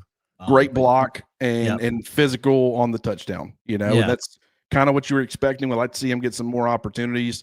I think with, Ryan's such a dynamic player. Don't know if he should be playing in the slot as much. I thought he was a guy, hey, you move him inside, but Jeremy Bernard with his steadiness and his build, big, not long, but big. God, he was so good today. But Jeremy Bernard was by far the best player on the field for Alabama. By far. And here's the thing. There Technique, was running routes, catching the ball, doing all the things you need to do, Clint. Being the guy that he needed. It's like that was the thing. And maybe I go back and I changed my mind watching certain guys specifically, like an LT Overton or a Deontay Lawson or something. But on the surface, and granted, wide receivers are easy to identify because they're getting targets and catches, and your attention goes to them. How often are you specifically watching Deontay Lawson, which is why I say that. But it just felt like on the surface, your star players, the guys that you need to make plays, the only one that they could consistently rely on to step up to the plate when they needed a play made was Jeremy Bernard. And that, to me, is a problem. Like, Ron Williams, I agree. I think he is. I mean, he was definitely banged up with a concussion, but even before then, too, man. He took a really nasty, dirty multiple hits. Yeah. So, I mean, it's, I am very proud of Jeremy Bernard, and that's why I say there was a lot of bad, but to say it is 100% bad, that's a loser's mentality. That doesn't mean that you need to, everything's good, great, wonderful, because these certain things went well, but you can also acknowledge, hey, there's some things that you can build on. You don't want Jeremy to stop being Jeremy because you completely ignore his positive performance because you're only focused on everything that went wrong and you're trying to get that stuff corrected. Right. And it's game one, too. You know what? That's this isn't college football where you're eliminated today. Nobody got eliminated from anything. Alabama could lose a lot of games and win the SEC. They're still making the playoff. So just remember that, because if everybody else loses games, they could get in there. But it's what they do from this point on that's going to define what this team is. And does Kalen DeBoer have the ability to take this team from the crap that they went out there and put on display today to what it takes to win a championship? I don't know. All right, let's go back to the phone lines again. And I appreciate all of you guys. Get to the point, then we're going to talk about it. Who's this and where are you calling from? And thank you for waiting on the phone so long. Thank you. Hey, this is Matt. This is Matt from Mobile. You were talking about Jake Coker, and I was just happened to be watching some of his highlights earlier, and that guy, if there was a way we could get him back on the team, that guy was really good. And I didn't hear much about him after college. And I looked at his highlight tape and was like, God, that guy, he's one of the best we've ever had. But today, I can just call it like I see it. They look bigger, stronger, faster. I don't know what was going on. They look, and that running back transfer they had from Oklahoma, I mean, he just manhandled our defensive line. And if our second string linemen aren't good and they're redshirt freshmen, I mean, then we have some recruiting issues. We ought to have a pretty solid guy, as our backup, being at the University of Alabama. We're supposed to have some depth. One guy gets hurt and the whole team falls apart. It shouldn't be like that. But and then also I was really surprised with the offensive play calling. I was expecting some. It was a very very predictable run it up the middle or drop back pass offense. I thought Ryan Grubb was supposed to have some Sarkisian type, misdirection, screens, drop passes, and jet sweeps, and get the ball in the hands of some of the playmakers. I saw a lot of drop back, sit there in the pocket and wait for somebody to get open type of offense. And that makes me really nervous, especially when Jalen Milroe was doing that. It made me nervous. But when Ty Simpson does it, I'm a little more comfortable because he is a better passer. But there was no creativity on offense. Never did we get the ball to Rico Scott. At least just dump the ball to him. At least get the ball in the hands of somebody with some speed, and not just drop back and sit there and wait for him to go through the route. So that was frustrating to watch. I was surprised. I thought it was going to be a completely different style offense than what I saw today. And then the defense, they just look weak, slow. I don't know what they're doing in the strength and conditioning, but they look very weak. But I could be completely wrong. That's just what I saw. So that's just my opinion. But and I question, all the star ratings of all the recruits and stuff like that. That to me, for today, proved that doesn't mean anything. Right. Well, Matt, let me say this. You can have Matt. Saban took the stars and developed them. Wasn't that what made Saban great? Was a 5-star had to work his ass off just like a 2-star. You didn't come in and the 5-star didn't have to. He could be late to workouts and didn't have to go to class, but the 2-star did. When you showed up at Alabama, exactly, it didn't matter how many stars you had. Like hearing that they were wearing jewelry and showing up late to workouts last year. Oh, we're not doing that this year. Okay. No, and just my take on it is with Kalen DeBoer, he looks like a deer in headlights.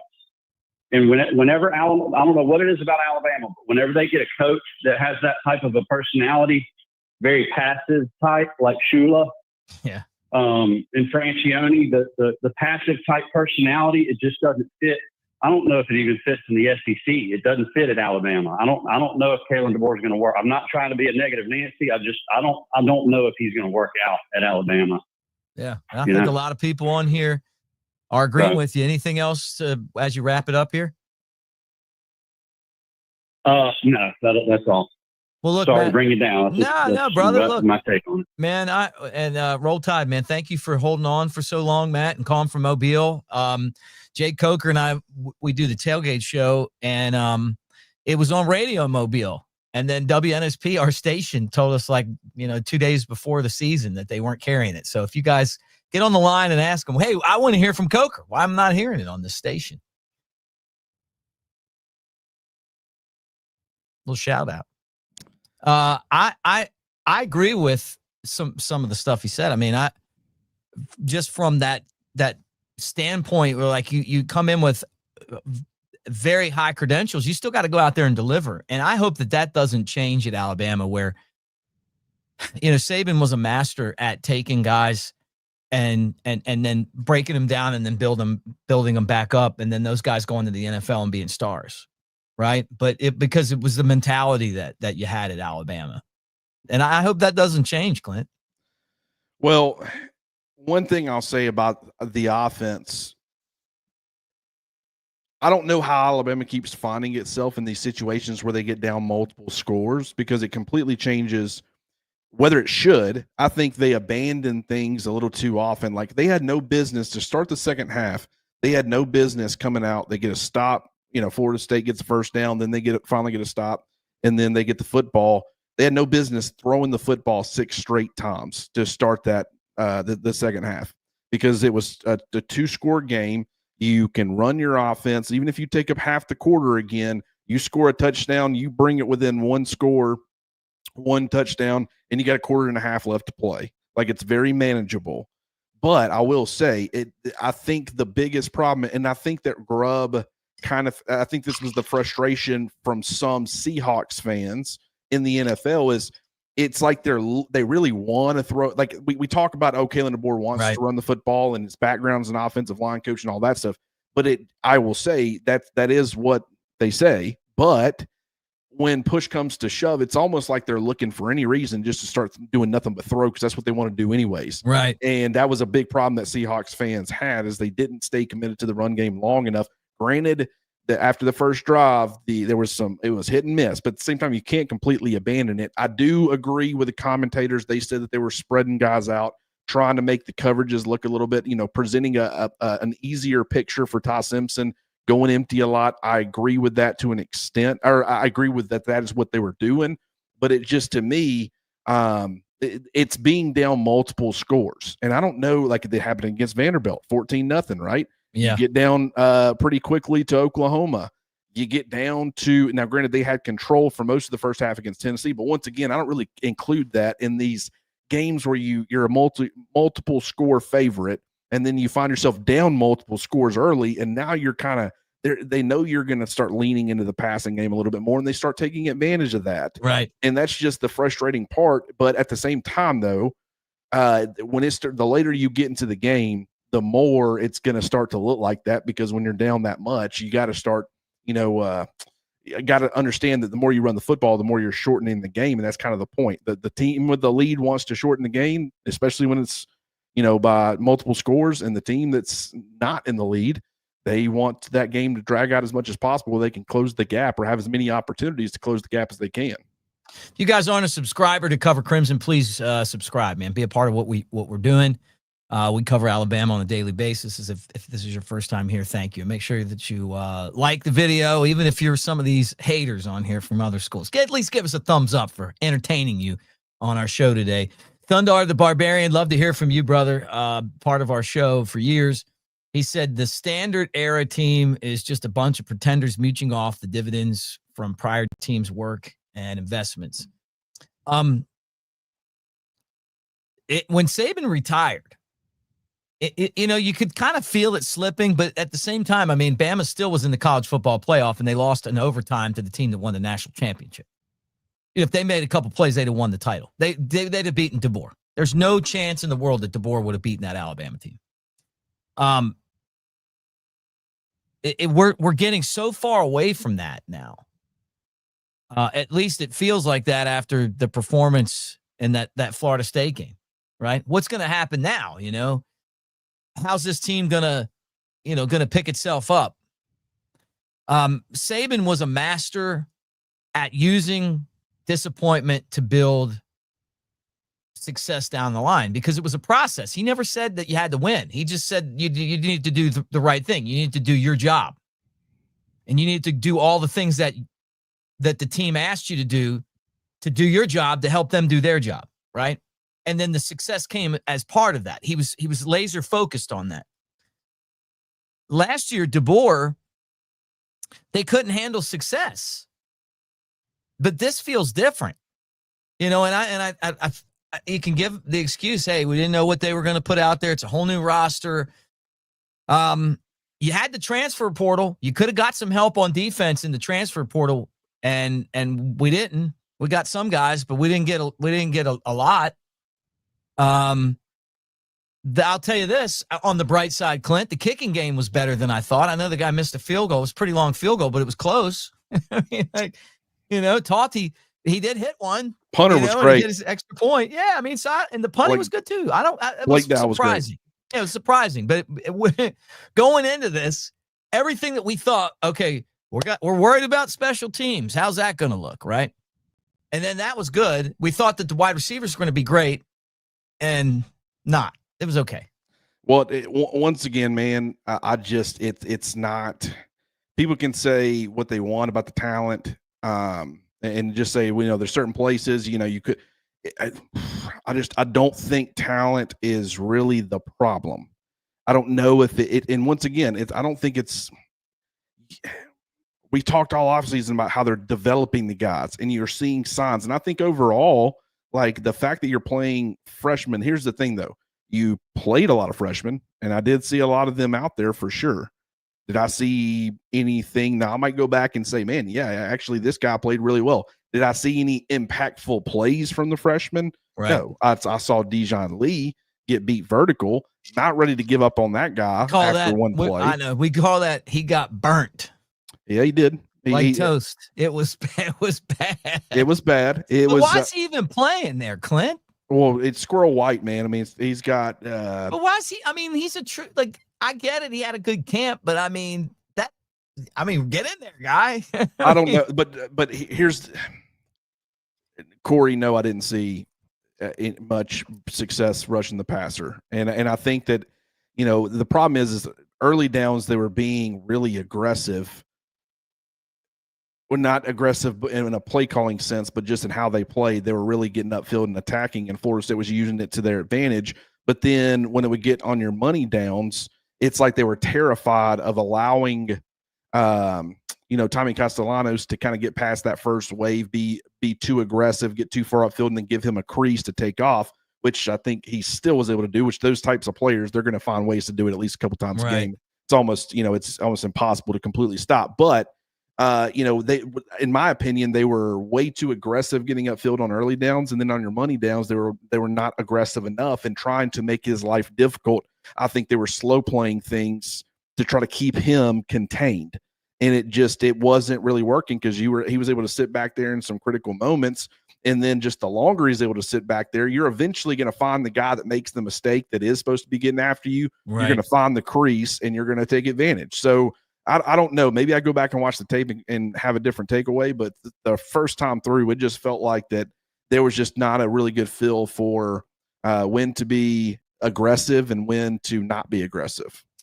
Hey, thank you to Pearl River for bringing this show on for you guys. Pearl River Resort, hour and a half from Tuscaloosa, 2 and change from Birmingham. They got the Timeout Sports Lounge, which is a Vegas-style sports book right there at Golden Moon Casino. So Golden Moon, Silver Star. Aaron Lewis is going to play there. Tracy Lawrence is going to play there. They're fun concerts, man. You can go there, do the whole bet thing, and not have to go all the way to Vegas. I'm going to get back to the phone lines. I want to ask Clint one question. Clint's like, oh shit. It's good going in a number of different directions. What would terrify you worse? Because I'm not going to tell you what I think, but I'm just going to ask you and then tell you what I think. If this Florida State team ends up 500, maybe a couple games over 500, or if they end up terrible. What about it? What would worry you worse? I think by the time we find out Florida State's terrible, Alabama will have either moved past from this or it really won't matter because they'll be so bad that who cares how terrible Florida State is? Alabama's bad enough. There won't be any playoff talk or anything like that. So right. I mean, that's kind of my mentality is we're going. I do think Florida State's improved, but I think it's pretty wild. That how Florida State was able to have this amount of turnover and look that polished out the gate, both defensively and offensively. Defensively, not as much as the offense. We knew Gus was going to have some things dialed up. He's an innovative guy. We have not seen him as a play caller in a pure play calling role without having the head coach responsibilities in a very, very long time. That's the other element of this that I don't think people realize. And so him being able to focus just on that is kind of like Chip Kelly last year with Ohio State. I don't think he's got the talent that Chip Kelly did at Ohio State last year, obviously, but right. He's got some ballers. He's got some dudes that'll ball for sure. We let him hang around. I think it's terrifying that this team wins like 4 or 5 games, and you're like, we got dominated by them because they look like their offense is going to be really good. You get a team up there that can basically rush the passer. That guy's not that good, But we didn't do that. We didn't put any pressure on him until the end of the game, and then that didn't last very long. And that's the scary thing, It's scary that there's no, that Bama doesn't have those guys that we're used to having, the Will Andersons and those guys. So anyway, let me go back to the phone lines. We lost Clint, but that doesn't mean that the show stops. Who's this and where are you calling from? Hey, Mick, this is Stan from LA. What's up, Stan? What a tough night. This was excoriatingly disgusting to look at. The product on the field is miserable. I mean, outcoached, outplayed. The inability to actually have a discipline as far as a run game is concerned. Dropped balls. Those tight ends dropped 4 passes. I mean, everything schematically was their defense just had our number on everything. And there was the correction was so heinous. Just go pass happy. Right. You got to give your defense a chance to break, and let them rest. But they didn't do that, And then when they do have a long drive, nothing comes out of it. And kicking a 53-yard field goal there, that's a boneheaded thing in the world to do. You're so early in the game. Punt the ball. Yeah. Put them back on the 10-yard line. Okay, get that defense back out there and let them work it out, because obviously, and Malzahn just outcoached us, and they wanted it more. They were hungrier. This was another one of their epiphany wins, And what did they do? They rushed the goddamn field again. Do we get a freaking trophy for everybody who gets to go and rush the goddamn field because they beat Alabama? And Alabama's brand is shit right now. It is. This team is ridiculously disgusting to watch. The product on the field that they brought out was it's not even close to being, they ate the rat poison. They bought the whole goddamn store and ate every last piece of rat poison there was in there. And it's just ridiculous. This is unacceptable. It truly is. DeBoer, I was just holding because I want to say this real quick. Because you're so, I want to just say something. ESPN had Alabama as a 91% chance to win this game. And it was a 14.5 point line. You're right. And we went in there and just gobbled up all the rat poison, every bit of it. I was worried about this game last week. I'm saying Florida State's going to be so high on this game. This is going to be their end-all thing. They got so much to prove here. It's a chance to beat Alabama. Gus Malzahn hates Alabama. Oh yeah, he's just he's not a drinking man, but I'm sure he's drunk as heck right now in glory with everything, And it's just so it feels like Shula. I hate to say that. It does. This coaching staff is lost. I mean, the offensive line play is horrific. They didn't get on the edge. They didn't try to move the offensive linemen around. They didn't get to the corners. I mean, that's the bread and butter of the DeBoer, was to get to the corners and bust somebody loose. In 2 plays, Florida State ran that daggum end around twice. Once for a touchdown and once for like a 60-yard run or something like that. I'm not sure how far it was, but the guy, was running forever. And it was an absolute abysmal showing. Coaching, players, it's a gut check. It's the first game of the season. I'm not ready to fully call it in, but if that's the product that you're putting out on this field, good luck, folks. Okay, Dandy's going to whip our ass again. Yeah, yeah. We better get used to this. And those players better look themselves in the mirror and find out what pride they do have. Because, I mean, we're fans, okay? But you got to give your fans something to want to believe in. And what that product was absolutely depressing. I mean, we look like Auburn did last year, okay? I can start going on forever, okay? And, I'm here at my cigar bar, and I've got like 4 Auburn fans, and they were just giving it to me. Where are you at right now? What cigar bar? Shout out. I'm in Bo Weevil Cigar Lounge in Enterprise. Okay. Great place. Yeah. Great place. Nice. Great people. We like cigars. I'm an R&R guy, Tuscaloosa. Really cool. Well, look, Stan, I need to go there one day. Yeah, check it out, man. If next time you're in Tuscaloosa.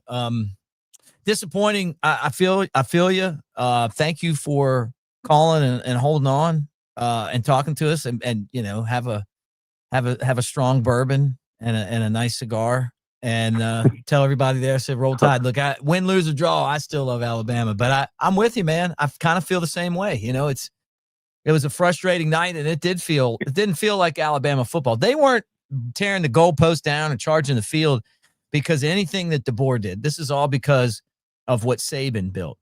And he ought to be really worried about where things are right now. And we can have excuses. We can throw them up there, hey, this is the NIL era, and we lost a bunch of guys, and we our best players got hurt and all this stuff, but the fundamentals were not executed. I wouldn't be on their ass Absolutely. like this if they were making tackles and they just lost a really good game. They looked like they didn't want it. And that scares me. They looked like remember when Kool-Aid used to return kicks in his last year? It just looked like he didn't want to do it. He would just get out of the way or run out of bed. He didn't want anything to do with it. That's how our team's defense played tonight. Some guys didn't. Bernard didn't play that way. Scott didn't play that way. I thought that Ty Simpson, even though he wasn't great, I thought he played with a lot of heart, and I respect that. I don't put this on Ty at all. Ty had a great game considering what he had to deal with all the pressures that he was getting and all these deep routes that they're running when they're playing, multiple covers back there, no dump down to a running back, nothing. Just there was nothing in that script that gave Alabama a shot to do anything. And then when they did have some momentum with the running game, they just totally threw it in the garbage can. Yeah. And it's like, you got to run the ball enough to give your defense a rest at least, Yeah. For God's sakes.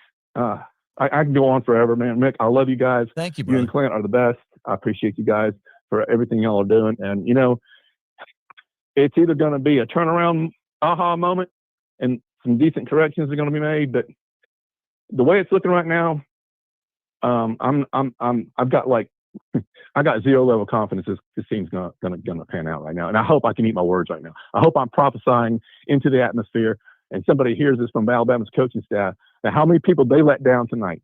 Yeah. They let the players down, the players let themselves down, and they let the fans down. And that's unacceptable. This is Alabama football. And quit looking back at Saban, because he ain't coming back, and there ain't nothing that we're going to do. I mean, we can just take history for what it is, but you got to make your own history. Right. You got to have your own identity. You got to earn it yourself, and you got to go and do it for yourself. You can't live in the past. Past don't win you football games. Okay? You want a ring? You go freaking earn it. That's right. Roll Tide. Roll Tide. And you hear like these rumors, maybe Greg McElroy's not as crazy as some people think. Maybe Saban's, some of Saban's buddies are saying that he wants to get back into coaching. Look, DeBoer has many more of these. There'll be an opening right in Tuscaloosa. So he won't have to go far if he wants to get back in the game. All right, let's go back to the phone lines again, and appreciate you guys for holding on so long and being part of what we're doing. Who's this and where you calling from? Hello? Yeah, who's this and where you calling from? Thanks for waiting. Oh, this showtime, man. Showtime. Hey, Let's no go. problem, man. This showtime. What's up, man? I'm calling from Montgomery, Alabama, where I live in Atlanta, but I'm from Montgomery. Okay, great. Been an Alabama fan, my whole life. You feel me? I did an offensive breakdown series on our offense in Ramiro, last season with Miro. And honestly, it's the same things that we were doing last year, the same shit we're doing this year. Offensive line trash, still can't block. Defense, for whatever reason, I'm not sure if it's they got responsibility. I'm not sure what we got going on, but we cannot stop the read option for shit in the world. You feel me? Ever since Vanderbilt did what they did with the read option on our defense, every game we lost because we lost to the read option. Run, pull it, quarterback scamper a little bit, play action. Once they draw the safety down, because the safeties now got to pay attention to the quarterback. So once they get their eyes into the backfield, we hit them with the play action over the top, easy touchdown every time, or at least a big play. You see what I'm saying? Yeah. I see no adjustments on the defense. I really think it's a scheme, bro. 4-2-5, we got too many down linemen on that field, bro. Our D-line is slow as shit. All you got to do is get them running east and west, create gaps, not create gaps, but create running lanes. And you see what happens. You know what I'm saying? Once you get them boys moving east and west, this shit over. You know what I'm saying? And I'm an offensive player. I played D1 ball. I played at Alabama for a little bit. I didn't get a chance to play on the field because I walked on, had to transfer to Tuskegee. So I do, I do this. You know what I'm saying? Football is what I do. You know what I'm saying? Now, as far as Ty did all right. He did exactly what I expected. what I said, I told my brother this before the game even started. I said, Ty, get ready to run for your life. Yeah. And get what he was doing? Running for his life. Yeah. Because it was the same thing that happened with Milroe. Everybody wanted to blame Milroe, but now y'all see that it wasn't Milroe. It's the coaching. I'm not sure if this is what we want to do or this is what we want to do. We want to throw the ball 40 times a game. This is the SEC. We cannot throw the ball 40 to 50 times a game in the SEC and think you're going to win. Right. They don't even do that in the NFL. No. You at least got to give your back at least 25 carries at least. You know what I'm saying? And that's that's very minimum. That's very minimum 20 to 25 carries for your back. Each one of our backs only had 3? I think Richard Young had 9. Daniel Hill had 3. Riley had 5 carries. What are we doing? The first drive, that was a balanced meal. You know what I'm saying? We ran. Great drive. Throw here, ran the ball right here, throw there, boom, touchdown. You feel me? Yeah. Then right after we get the ball back, they score. Now we playing. Now we going passy. And it's like, God damn, the defense just got off the field. Yeah, right. Now they back on the field because we throwing the ball. Now, Ty got to get better than stepping up in that pocket. Now, don't get me wrong, our offensive line is trash. It is what it is. They've been trash for the last 2 seasons. I'd say 3 if you want to count the season where we had a badass center that couldn't snap the ball for shit. Yeah. You feel me? But we still, even that team was about, was 1 or 2 plays from winning the Natty. With our center snapping the ball left and right. I know. 25 bad snaps, and they still lost in overtime to Michigan for the championship. Well, to go you to know what I'm saying? Yeah. So it gotta be coaching. It gotta be the scheme. You can't not. It's the same thing that Ty, that last caller said. Ty is sitting there waiting on players to get open when they're dropping back 50, and we still calling vertical routes. We calling routes that take 3.5, 4.5 seconds to develop. The same thing last year. We were calling routes that took 3.5 to 4.5 seconds to develop. If your offensive line is giving you on average 2.1 to 2.3 seconds, nobody's going to get open. Yeah. Your quarterback is going to have to take his eyes from down the field to look and see where the pass rush is coming from. Same thing Milroe had to go through. Ty going through. The only difference is that Milroe at least had the legs and the speed and the mobility to make shit happen out of nothing. Right. Ty don't have that. You see what I'm saying? Yeah. Ty got to start running back in that damn pocket. He was pissing me off with that. Don't run backwards. At least don't do that. I mean, he got out. He made it happen. He made something happen when he ran backwards. I think 1 or twice.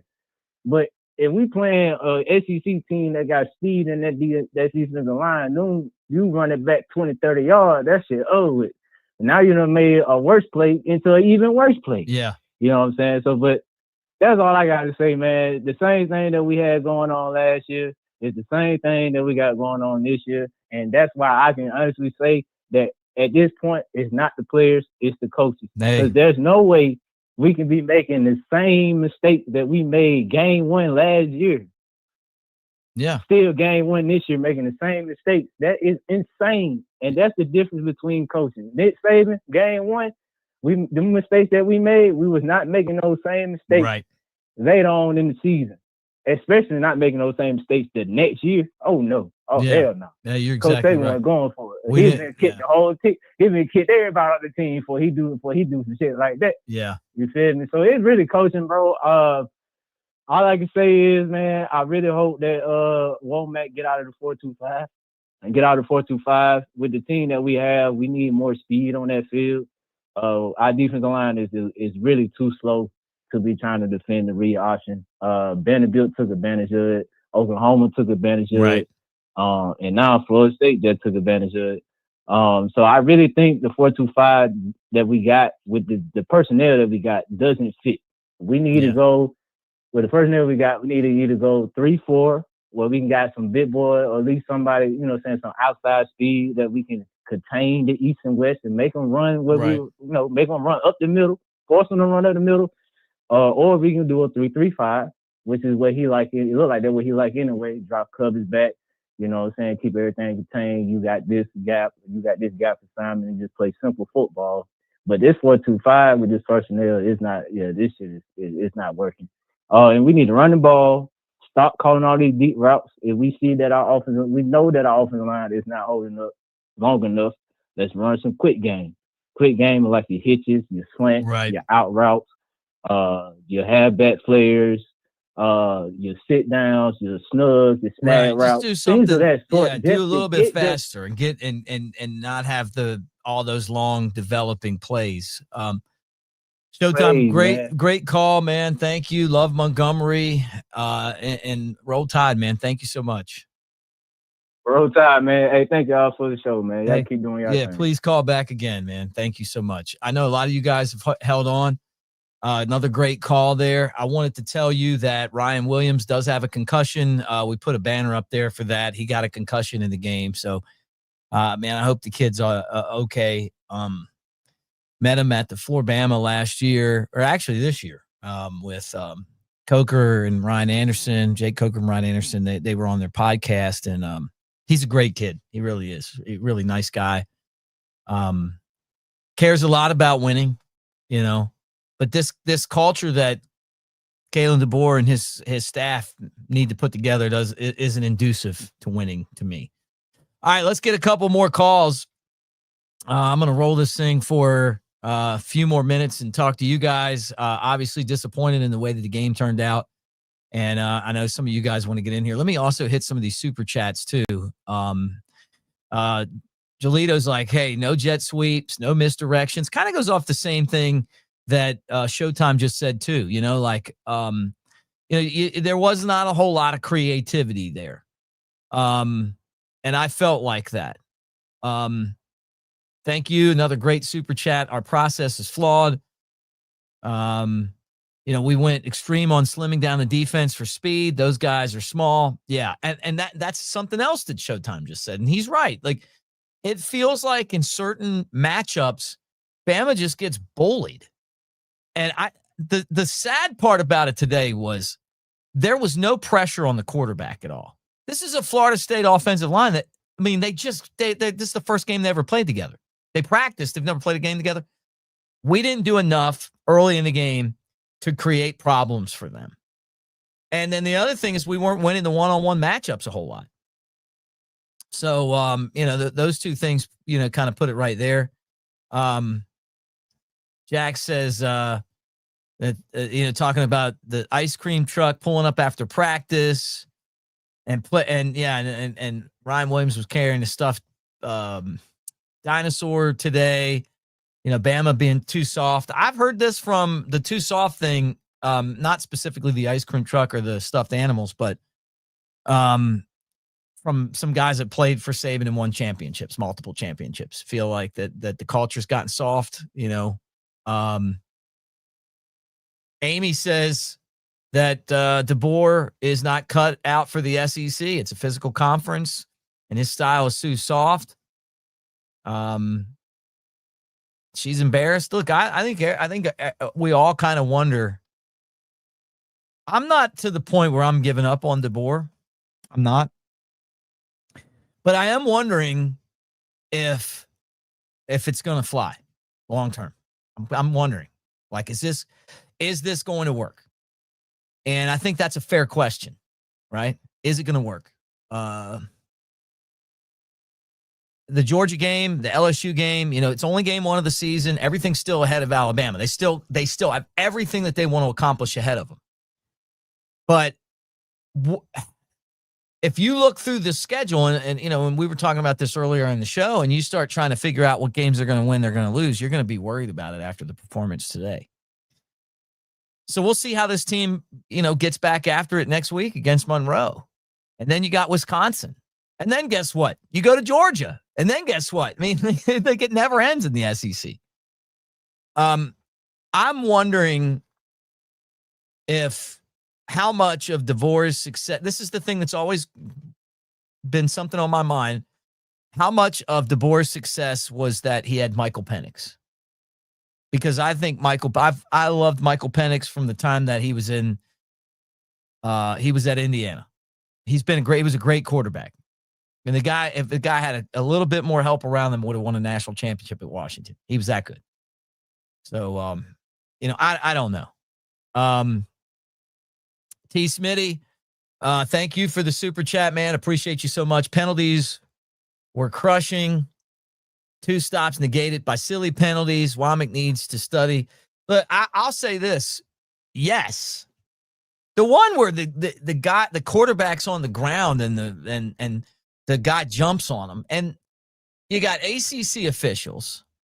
You got a replay booth. The fact that they didn't call targeting on the Ryan Williams, the cheap shot that the guy took on Ryan Williams, is ridiculous to me. The guy threw a flag that was down on the field. They waved it off. But you start to get an idea. There's a lot of money that's invested in these conferences. And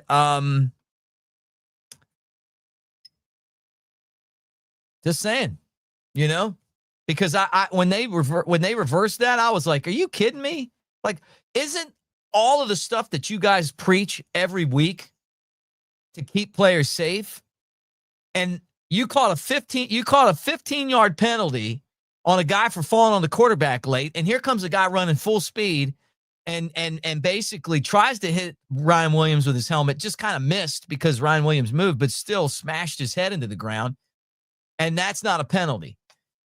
But you can kind of feel that stuff early in these games, how the officials are going to, basically are going to officiate the game. And you don't have the Saban effect anymore. We got pretty good officiating with Saban compared to what it's been lately.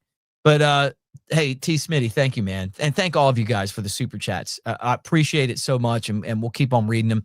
Let me go back to the phone lines again, because some people have been waiting on the phone lines here for over 20 minutes. So let me get back at it again. Who's this and where are you calling from? Hello, Mick. Frank from the Ham. You just talking there, I wanted to hit on 3 or 4 things that you just mentioned. And also, too, Stan from L.A., he mentioned a name that I wanted to talk about, too. I don't know how many times these players have to be told, and if they haven't been told, their coaching staff is doing them a huge disservice, which I know they already are. They have to be, when Gus Malzahn is on the other sideline, you have to be able to withstand the shitstorm. Yeah. And I'm telling you, Tyler Watts even mentioned it. There's a lot of movement, a lot of eye candy. Alabama's defense fell for it almost the entire game.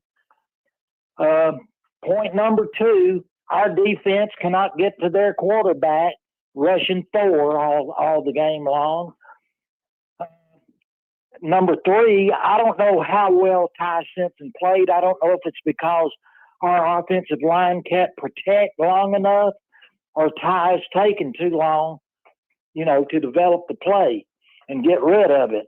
I really don't know, but it's like, what's his name from Montgomery said a while ago, is it? Showtime. Same shit, different season. Yeah.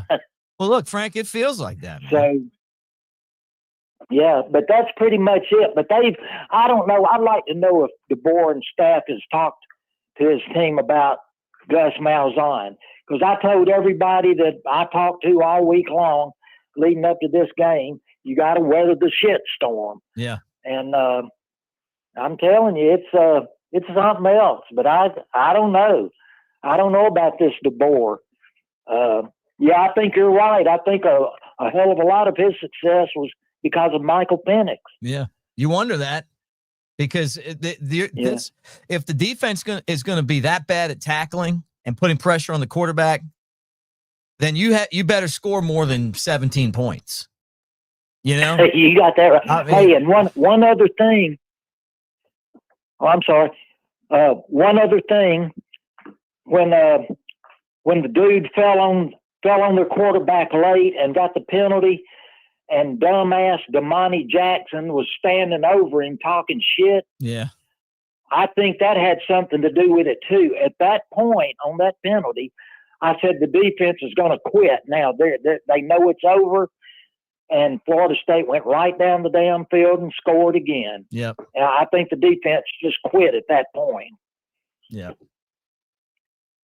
But that's it. That's it, Mick. Well, thank you for calling, Frank, and roll tide, my friend.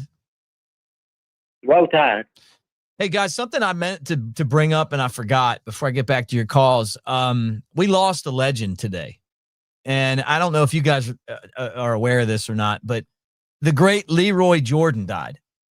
And when you talk about like epic at Alabama, Leroy Jordan, I mean, for his day and time at Alabama, was as big and bad as anybody. And then he went to the NFL and was part of the Dallas Cowboys, where he was awesome in Dallas as well. But he was part of the 1961 Bama National Championship team, and he was a 5-time Pro Bowler for the Cowboys. He's also in their Ring of Honor. A Super Bowl champion, just an awesome guy. And so I was sad to see that. So prayers to, and obviously, and condolences to the Jordan family and all the people that loved Leroy. And I can't remember how many times I heard Coach Bryant talking about Leroy Jordan. You know, I mean, you talk about the standard of Alabama football. You know, we talk a lot about Nick Saban. There's been a standard at Alabama before Nick Saban. And what's crazy is there was a standard before Bear Bryant. And those two guys are on the Mount Rushmore of college football coaching. And as far as Mount Rushmore goes, they didn't get any better on defense linebacker than Leroy Jordan. So rest in peace and roll tide as he is passed away today. All right, let's go back to the phone lines again and keep getting to your calls. And thank you guys for holding on. Who's this and where you calling from? Mick, this is John from Florence, Alabama. What's up, man? North Alabama. Roll Tide to you. Roll Tide, baby. Mick, I just want to say I used to hate on the transfers that transferred out when Saban retired. And, you know, if they didn't want to wear the scripted A and roll with us, the hell with them. But you know what? I think they turned out to be the smartest ones of everybody because they just knew it was over. Yeah, well, I hope not. I mean, you worry about it because it was so good for so long, but the game's changed. This coaching staff just has to figure out how to win the way that the game is now. I think it's more concerning to me that the two best players in the state are defensive players. They're 5-star players, and they're going to Oregon. Like that to me is like, you know, pretty ridiculous. That's a sign that your defensive coordinator isn't connecting with the talent that he needs to be connecting to. And then I watch these games and I see that the way that this defense plays at the line of scrimmage, and you know, they still haven't figured out how to stop the run yet. And this started in last year's 8A game, not even this year's, last year's, where you're like, man, if you run at these guys, you eventually wear them out and you can beat these guys. But I still think going to Alabama and being part of Alabama is a big deal. I hope that they did run out on the field because they beat us tonight, you know, and I hope that doesn't change. But like I said before, they're running out on the field because of Saban, not because of DeBoer. Well, I mean, I just, as far as the coaching staff goes, I mean,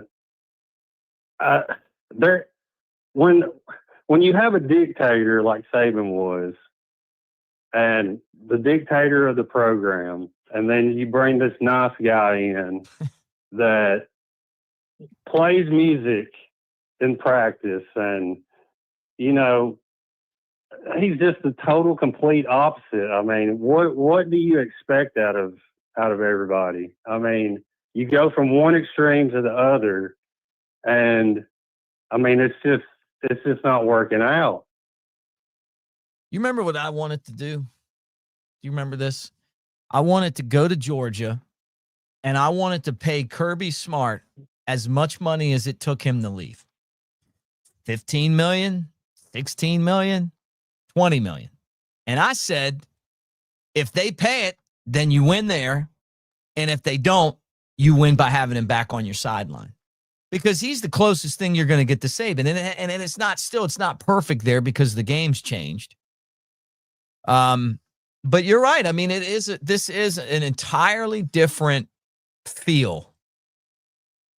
The thing that scares me is it's just like you watch these games and you feel like there's times where there's no answers from the coaches on how to turn things around. I thought, well, the second half, we're going to make some adjustments.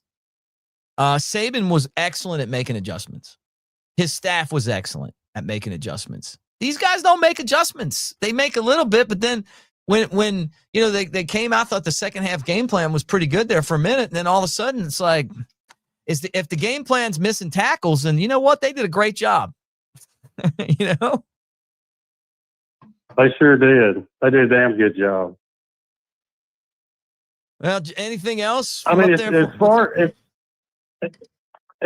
Ty goes, I mean, who the hell knows if he had a good game? I mean, right. As far as I'm concerned, the offensive line has one good player. That's the center. Right. The pundits and the media, they always talk about Caden Proctor. Well, it always seems like in the key moment of a game, he screws up and causes, let somebody wolf the block and let somebody by boom sack. The defense, I mean, Deontay Lawson, he was hyped up last year, and Jahad Campbell had a breakout year. He was totally forgotten. Figured he'd come in this year, ready to actually show up. Seems like every time that he needs to show up, boom. What's his name? The former running back that we had from a couple of years ago. He runs him over in the damn game. Oh, yeah, Roydell Williams. Yeah. Roydell Williams. Yeah. He runs him over in a key moment of the game. It's just like there's no fire in these guys anymore. Like they just expect that they wear the A and they're just going to show up and win the game. Nobody hops anybody up. There's no fire on the sidelines. I mean, it's ridiculous. Well, the good thing is that it's only one game and that the season's still ahead of us. The other good thing is that with the playoff, maybe these guys figure it out, and you still have a chance. I mean, you can lose 3 games or 4 games, maybe even, and get in. I'd say not 4, but if you have to win the conference, I mean, Clemson did it last year. It's all is not lost. But what the question is, how do you get that team that we saw today to look like a team that could win a championship? And I don't know. I don't know the answer to that. Do you? I don't, Nick. And I think that's what you're worried about, right? That's why you kind of feel like, hey, if they don't figure it out, then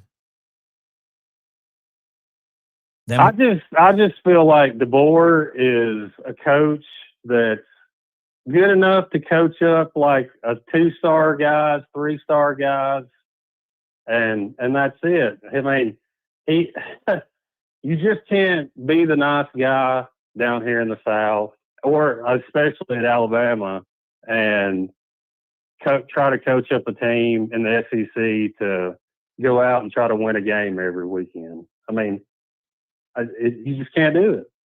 Right. Well, anything else from up there in Florence? No, man. Y'all get to another caller, Bubba. Hey, thank you for calling in, man. Thank you so much for being here with us. And make sure you call when we win, too, because we're going to win some games. I just right now, it feels like it's a long road before we get there. But thank you for calling in and roll tide, my friend. Another great call. Hey, let me get back to the super chats, guys. And again, I want to thank Pearl River Resort for putting the show on. Let me do this. Let me play this, and I'm going to do some super chats. I may not suit up on Saturdays anymore, but I'm still in the game. Let's roll. In here, I call the plays, make adjustments, and lay it on the line. Want to feel that fire, that rush? Then you've got to get in the game. I used to say it in the tunnel, and I still say it now. Let's roll. Let's roll. All right, I heard from Mr. Coker. He's on his way back from Tallahassee. The Coker Bowl went to his former school. Guess what, though? We get to play him again next year in Tuscaloosa, so get a chance at some redemption. All right, Super Chats, appreciate you guys again for hanging out with us. Let me go with Young Buck. He says, defense got out fast. If the offense goes 3 and out, right? I think that if they don't have the holding penalty at the beginning of the game and then we get the ball back again and start running the ball on them, I think it would have probably been a different game. But I don't know. The defense just their inability to make tackles to me it's just gotten over the last few years. It's kind of worrisome because you can't win big games if you don't make tackles. Brock, thank you, man. Thank you, Brock Bumgarner. The fact that DeBoer didn't chew out the ref after Ryan's no call is really annoying. Saban would have rightly have chewed him out. Yeah, look, I thought. I just, like I said before, I'm very suspicious sometimes of the officiating. And when you go on the road, you know, how many times did we hear this is an ACC staff? And my opinion changed on this when Bama played Tennessee. The time they beat Saban up there, and it was just a whole game of suspicious calls and no calls. You know, how do you set up all of these rules for safety? The official on the field calls it a penalty because it is, and then they go up in the booth, and then all of a sudden they wave it off. You know, the guy's neck's cracked. But you're going to call penalty on a guy for falling on a quarterback that's already laying on the ground that wasn't violent, and you're not going to call penalty on a guy running full speed, clearly after the ball had been missed. The defender saw it and still just tried to lower the boom on Ryan, and he did. And if you want to do that, right, then you should be kicked out of the game. I mean, that's what the rules are. We didn't even get a penalty on that. Young Buck says, rumor has it, ice cream at all fall practices. Hey guys, thank you, Keith. Thank you for the super chat too, man, and thank you all you guys with 30 super chats, man. This is a new record for us. DeBoer fired after the season, same product last year. He was given a blueprint and shit on it. Don't go in business with your friends. Fire your coordinators. Yes. Yep. I don't disagree with that.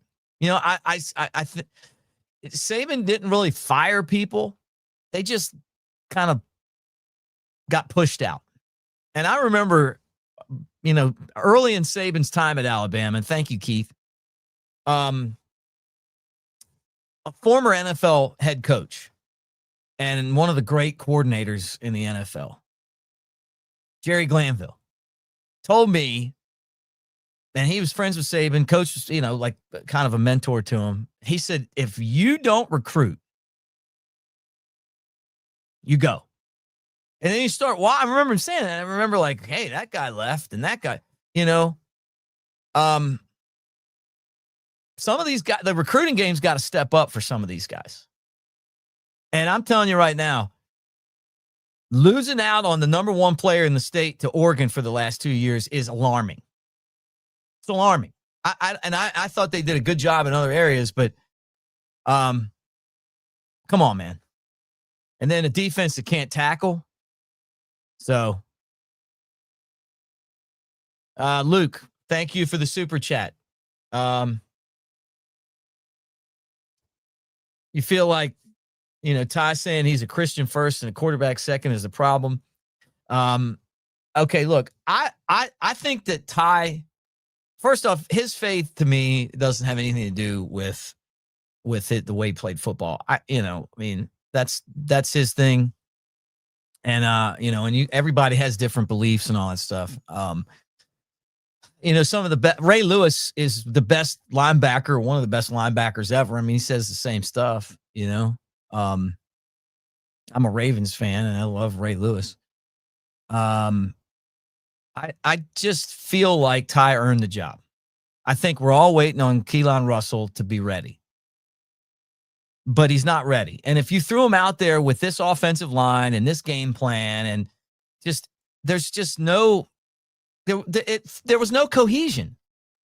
We didn't do any of the stuff right that you have to do to have an offense, like when Lane Kiffin was at Alabama, when Steve Sarkisian was at Alabama, when Mike Loxley was at Alabama, when these offenses were just like, and maybe we'll get there because this defense isn't good enough to you score 17 and you give up 14. They can't tackle. So that means to win, you're going to have to score. So the head coach is known as an offensive genius. The offensive coordinator is known as an offensive genius. And Saban tried to hire Grubb. And Nick Sheridan, who's your quarterback coach, was your offensive coordinator last year. So he's got experience. They better figure it out. I'm not going to put it on Ty. I'm putting it on them. I'm putting it squarely on their shoulders. So I'll say this. One of the biggest issues I've had with the baseball team at Alabama is that when Jim Wells was there, they were known for wearing dirty, having dirty uniforms and winning. It's gotten to the point where it's like they're known for having really, really cool uniforms and being the first team out in the playoff every year, whether it's the SEC tournament or the regional. How do you get back to being a team that's known for, hey, I don't really care how I look. I'm just going to go out there and figure out a way to win. And with Saban, it was like we were known for being, for following the process, for doing all the little things that it takes to be successful. And the other thing, Luke, is that we didn't rely on quarterbacks. We didn't put it all on the quarterback's shoulders when Saban was there. I mean, look at some of the talent that won national championships. Those guys got to develop. I mean, A.J. McCarron left as a great quarterback. But when he first started, he had to learn a lot. He even said that. I heard him on a podcast. So I think that when you look at what Ty had thrown on him today, it was unfair. The plays took too long to develop. The receivers weren't getting separation. He didn't have a lot of time in the pocket. And all of those things, and we stopped running the ball after the first series effectively. So all of those things make it tough on him. But we can't give up on him. If you're Alabama, you can't give up on him yet because you still have a whole season ahead. And he still has a chance to turn this into a winner, to turn this season around and make it a success. But it's just going to take the offensive line getting better. It's going to take, obviously, the receivers getting open. It's going to take Alabama being more physical. I look at, and all you guys, thank you for the super chats. I'm going to try to make sure I got all of them on there and all the comments that we've got tonight. The super chats help us keep to pay for everything. And we have a great staff. I mean, to be able to have EG at the game, to be able to talk to Clint Lamb, who's one of the best that's out there, to have the calling system where we can get you guys on the phone. All of that stuff costs money, and we got Pearl River Resort helps us do it, but you guys doing the super chats help out enormously. So thank you. I'm pulling up the box score again because I just want to look through this with you guys because we didn't really get to this earlier. Okay. Passing 23 of 43. 2 touchdowns, no interceptions, and a 48.6% QB rating. He had 254 yards, Ty Simpson. I thought that when he got out of the pocket, he's not very good at throwing the football. And that is the thing that bothered me the most about him today. Not everything else I could deal with. But that, to me, is the glaring thing that I thought, this is where quarterbacks kill you, is when you miss them and they're running and then they throw a bomb because the coverages are broken and you take advantage of it. He didn't do any of that. And that, to me, is the thing that what you would put in an Austin Mack eventually. Because Russell's not going to be ready. But I don't know. I mean, look, it's only one game. Everything else, I thought the guy played with a lot of heart. I liked his pass. I liked the way that he threw the ball. He was making good reads. He didn't throw any interceptions. I just think that when you get out of the pocket, you gotta take advantage of it. And he just, like Brandon from DC said, he's got to set his feet and throw. So he either needs to develop a way to make those passes, or that's going to hurt us all year. But the running game, okay? 9 carries for Richard Young, 26 yards. Average 2.9. Ty Simpson ran it 9 times for 17 yards. Obviously, you get more than that, but then you lose yards on the sacks and everything else. Daniel Hill, 3 carries, 9 yards. Kevin Riley, 5 carries, 31 yards. Jam Miller being out of this game was apparent. It really was. And if you could have picked 2 players that you didn't want to lose, Jam Miller on offense and Tim Keenan on defense would have been 2 of those guys. So, for $2, I'll throw it up there. Give me a roll tide if you're giving up on DeBoer. You guys, and I'll tell you, somebody pissed Clint off. It was like but I could tell he was steaming hot. We talked about it. Please don't make my partner mad. I'm going to talk about the defense too. Let's flip it. Let's flip the coin over, and look at the defensive side of the ball, or really the team stats. Florida State 20 first downs, Bama 18. Bama was just 6 of 17 on third down, but Florida State was 5 of 12, right? Fourth down, 2 of 5 for Bama, 2 of 2 for Florida State. Florida State 382 yards, Bama 341. Where this was the thing that worried me. Florida State 230 yards rushing, Bama 87 yards rushing. So you don't stop the run and then you let them run on you, you're going to lose a lot of football games in the SEC. And that's the thing to me that worries me the most. Ben, thank you, man. Thank you for the super chat. Love your show, Mick. I usually catch the recast. Today I'm catching the show live finally. Thanks for letting everyone vent. Hey, I appreciate you guys, man. The crazy thing is you guys have followed me a lot of different places. We've gone, so maybe if it's your first time here, make sure that you are a subscriber to Cover Crimson. But we went from doing the show. I'm sure none of you guys remember when I used to do the show on radio in Tuscaloosa. I was on the rinky-dink Tuscaloosa station that you couldn't hear. And the guy that ran it would make me stay up until after Crimson Tide Sports Network. And it'd be like, oh my God, late nights, no calls. And then went over and worked with Kyle at Bama Insider.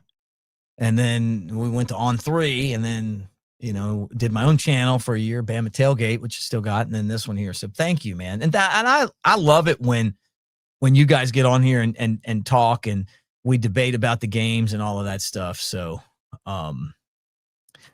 the transfer from Colorado was in the game. He played defense at linebacker. He was there. Nobody really, I don't think anybody really stood out too much on defense. I thought Saab played a pretty good game. It's good to see him back after the injury last year. I'll probably have to do the same thing Clint did, go back and rewatch the game.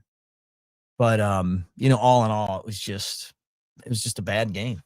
When you lose 31-7, or 31-17.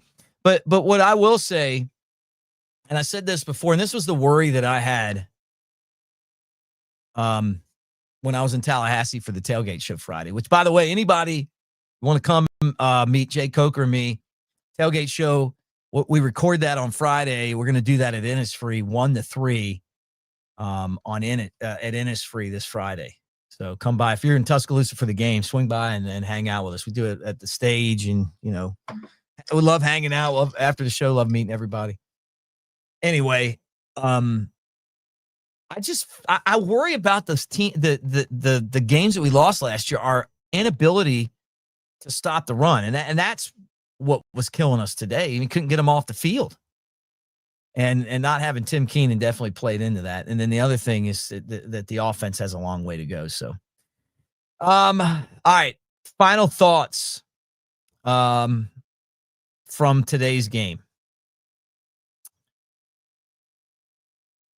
I'm going to tell you that I'm worried. I was worried about this game.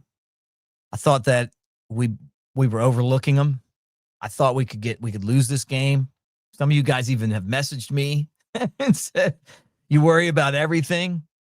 I do worry about everything because I've been a Bama fan for a long time, and it wasn't always like it was with Saban.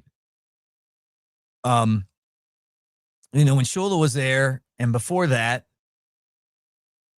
there's just this sometimes unrealistic expectation that you're just going to show up and win games. And when Gene Stallings was head coach, and I'm going way back now, Bama was always in the mix. He did a great job, but they lost some games. He wasn't Saban, and he wasn't Bear Bryant, but he was kind of a notch under that. Kind of a boring style, but they won. And then that got to be where it wasn't good enough. And then all of a sudden it was like, every year we had this we're going to win, and then the season starts and it's like these things happen. This to me is one of the biggest disappointments since Bama was ranked third, went to UCLA, and I think it was like the year 2003 or 2001 or somewhere in there, and got their ass kicked. And so, I just kind of feel like just because you're wearing the uniform doesn't mean that you're entitled to anything. And that's what DeBoer and his staff have to get back to. Just because you look in that trophy closet and you see a bunch of trophies doesn't mean you won those. Just because we're all pitching in to pay your NIL doesn't entitle you to anything on the field. And these guys got to get hungry again. They walk in, they got the best facilities, they got the nicest stadium, the best fans. The uniforms look great. We're always going out of our way to give them NIL. They don't have to earn it. It's like, hey, you know what? Just here's the money. And that's how college football has become. It's not just at Alabama. And these coaches got to figure out how to separate that from the work that it takes to be successful. And that's what I hope they figure out. So, yeah, like Mr. Cannon said, reading too many news clippings, eating the rat poison. Stay away from the rat poison. The other thing, and look, this is exactly how I feel. Welcome to the Shula years again. It feels a lot like Shula, with obviously no sanctions, and this guy's got way more. I think a much better resume than Shula had. I would have never hired Shula in a million years. I would have hired Sylvester Croom because he was by far the better coach. But Shula got it, and he had to learn on the job. And that's okay. I mean, you know what? It got us saving because Sylvester Croom would have figured out how to have a team that wins in the fourth quarter. So anyway, love you guys. Thank you for being on here. We did 2.5 hours. Make sure that you're a subscriber to the channel. Keep your head up. Everything that Alabama wants to accomplish is still ahead of them. Clint and I will be back on Monday. We're going to have shows on all week. And roll tide, everybody. Nothing to panic about yet. But if we lose a couple more games, I might change my tune. We're brought to you by our friends over at Pearl River Resort. Let's watch Coker in action. I may not suit up on Saturdays anymore, but I'm still in the game. Let's roll. In here, I call the plays, make adjustments, and lay it on the line. Want to feel that fire, that rush? Then you've got to get in the game. I used to say it in the tunnel, and I still say it now. Let's roll.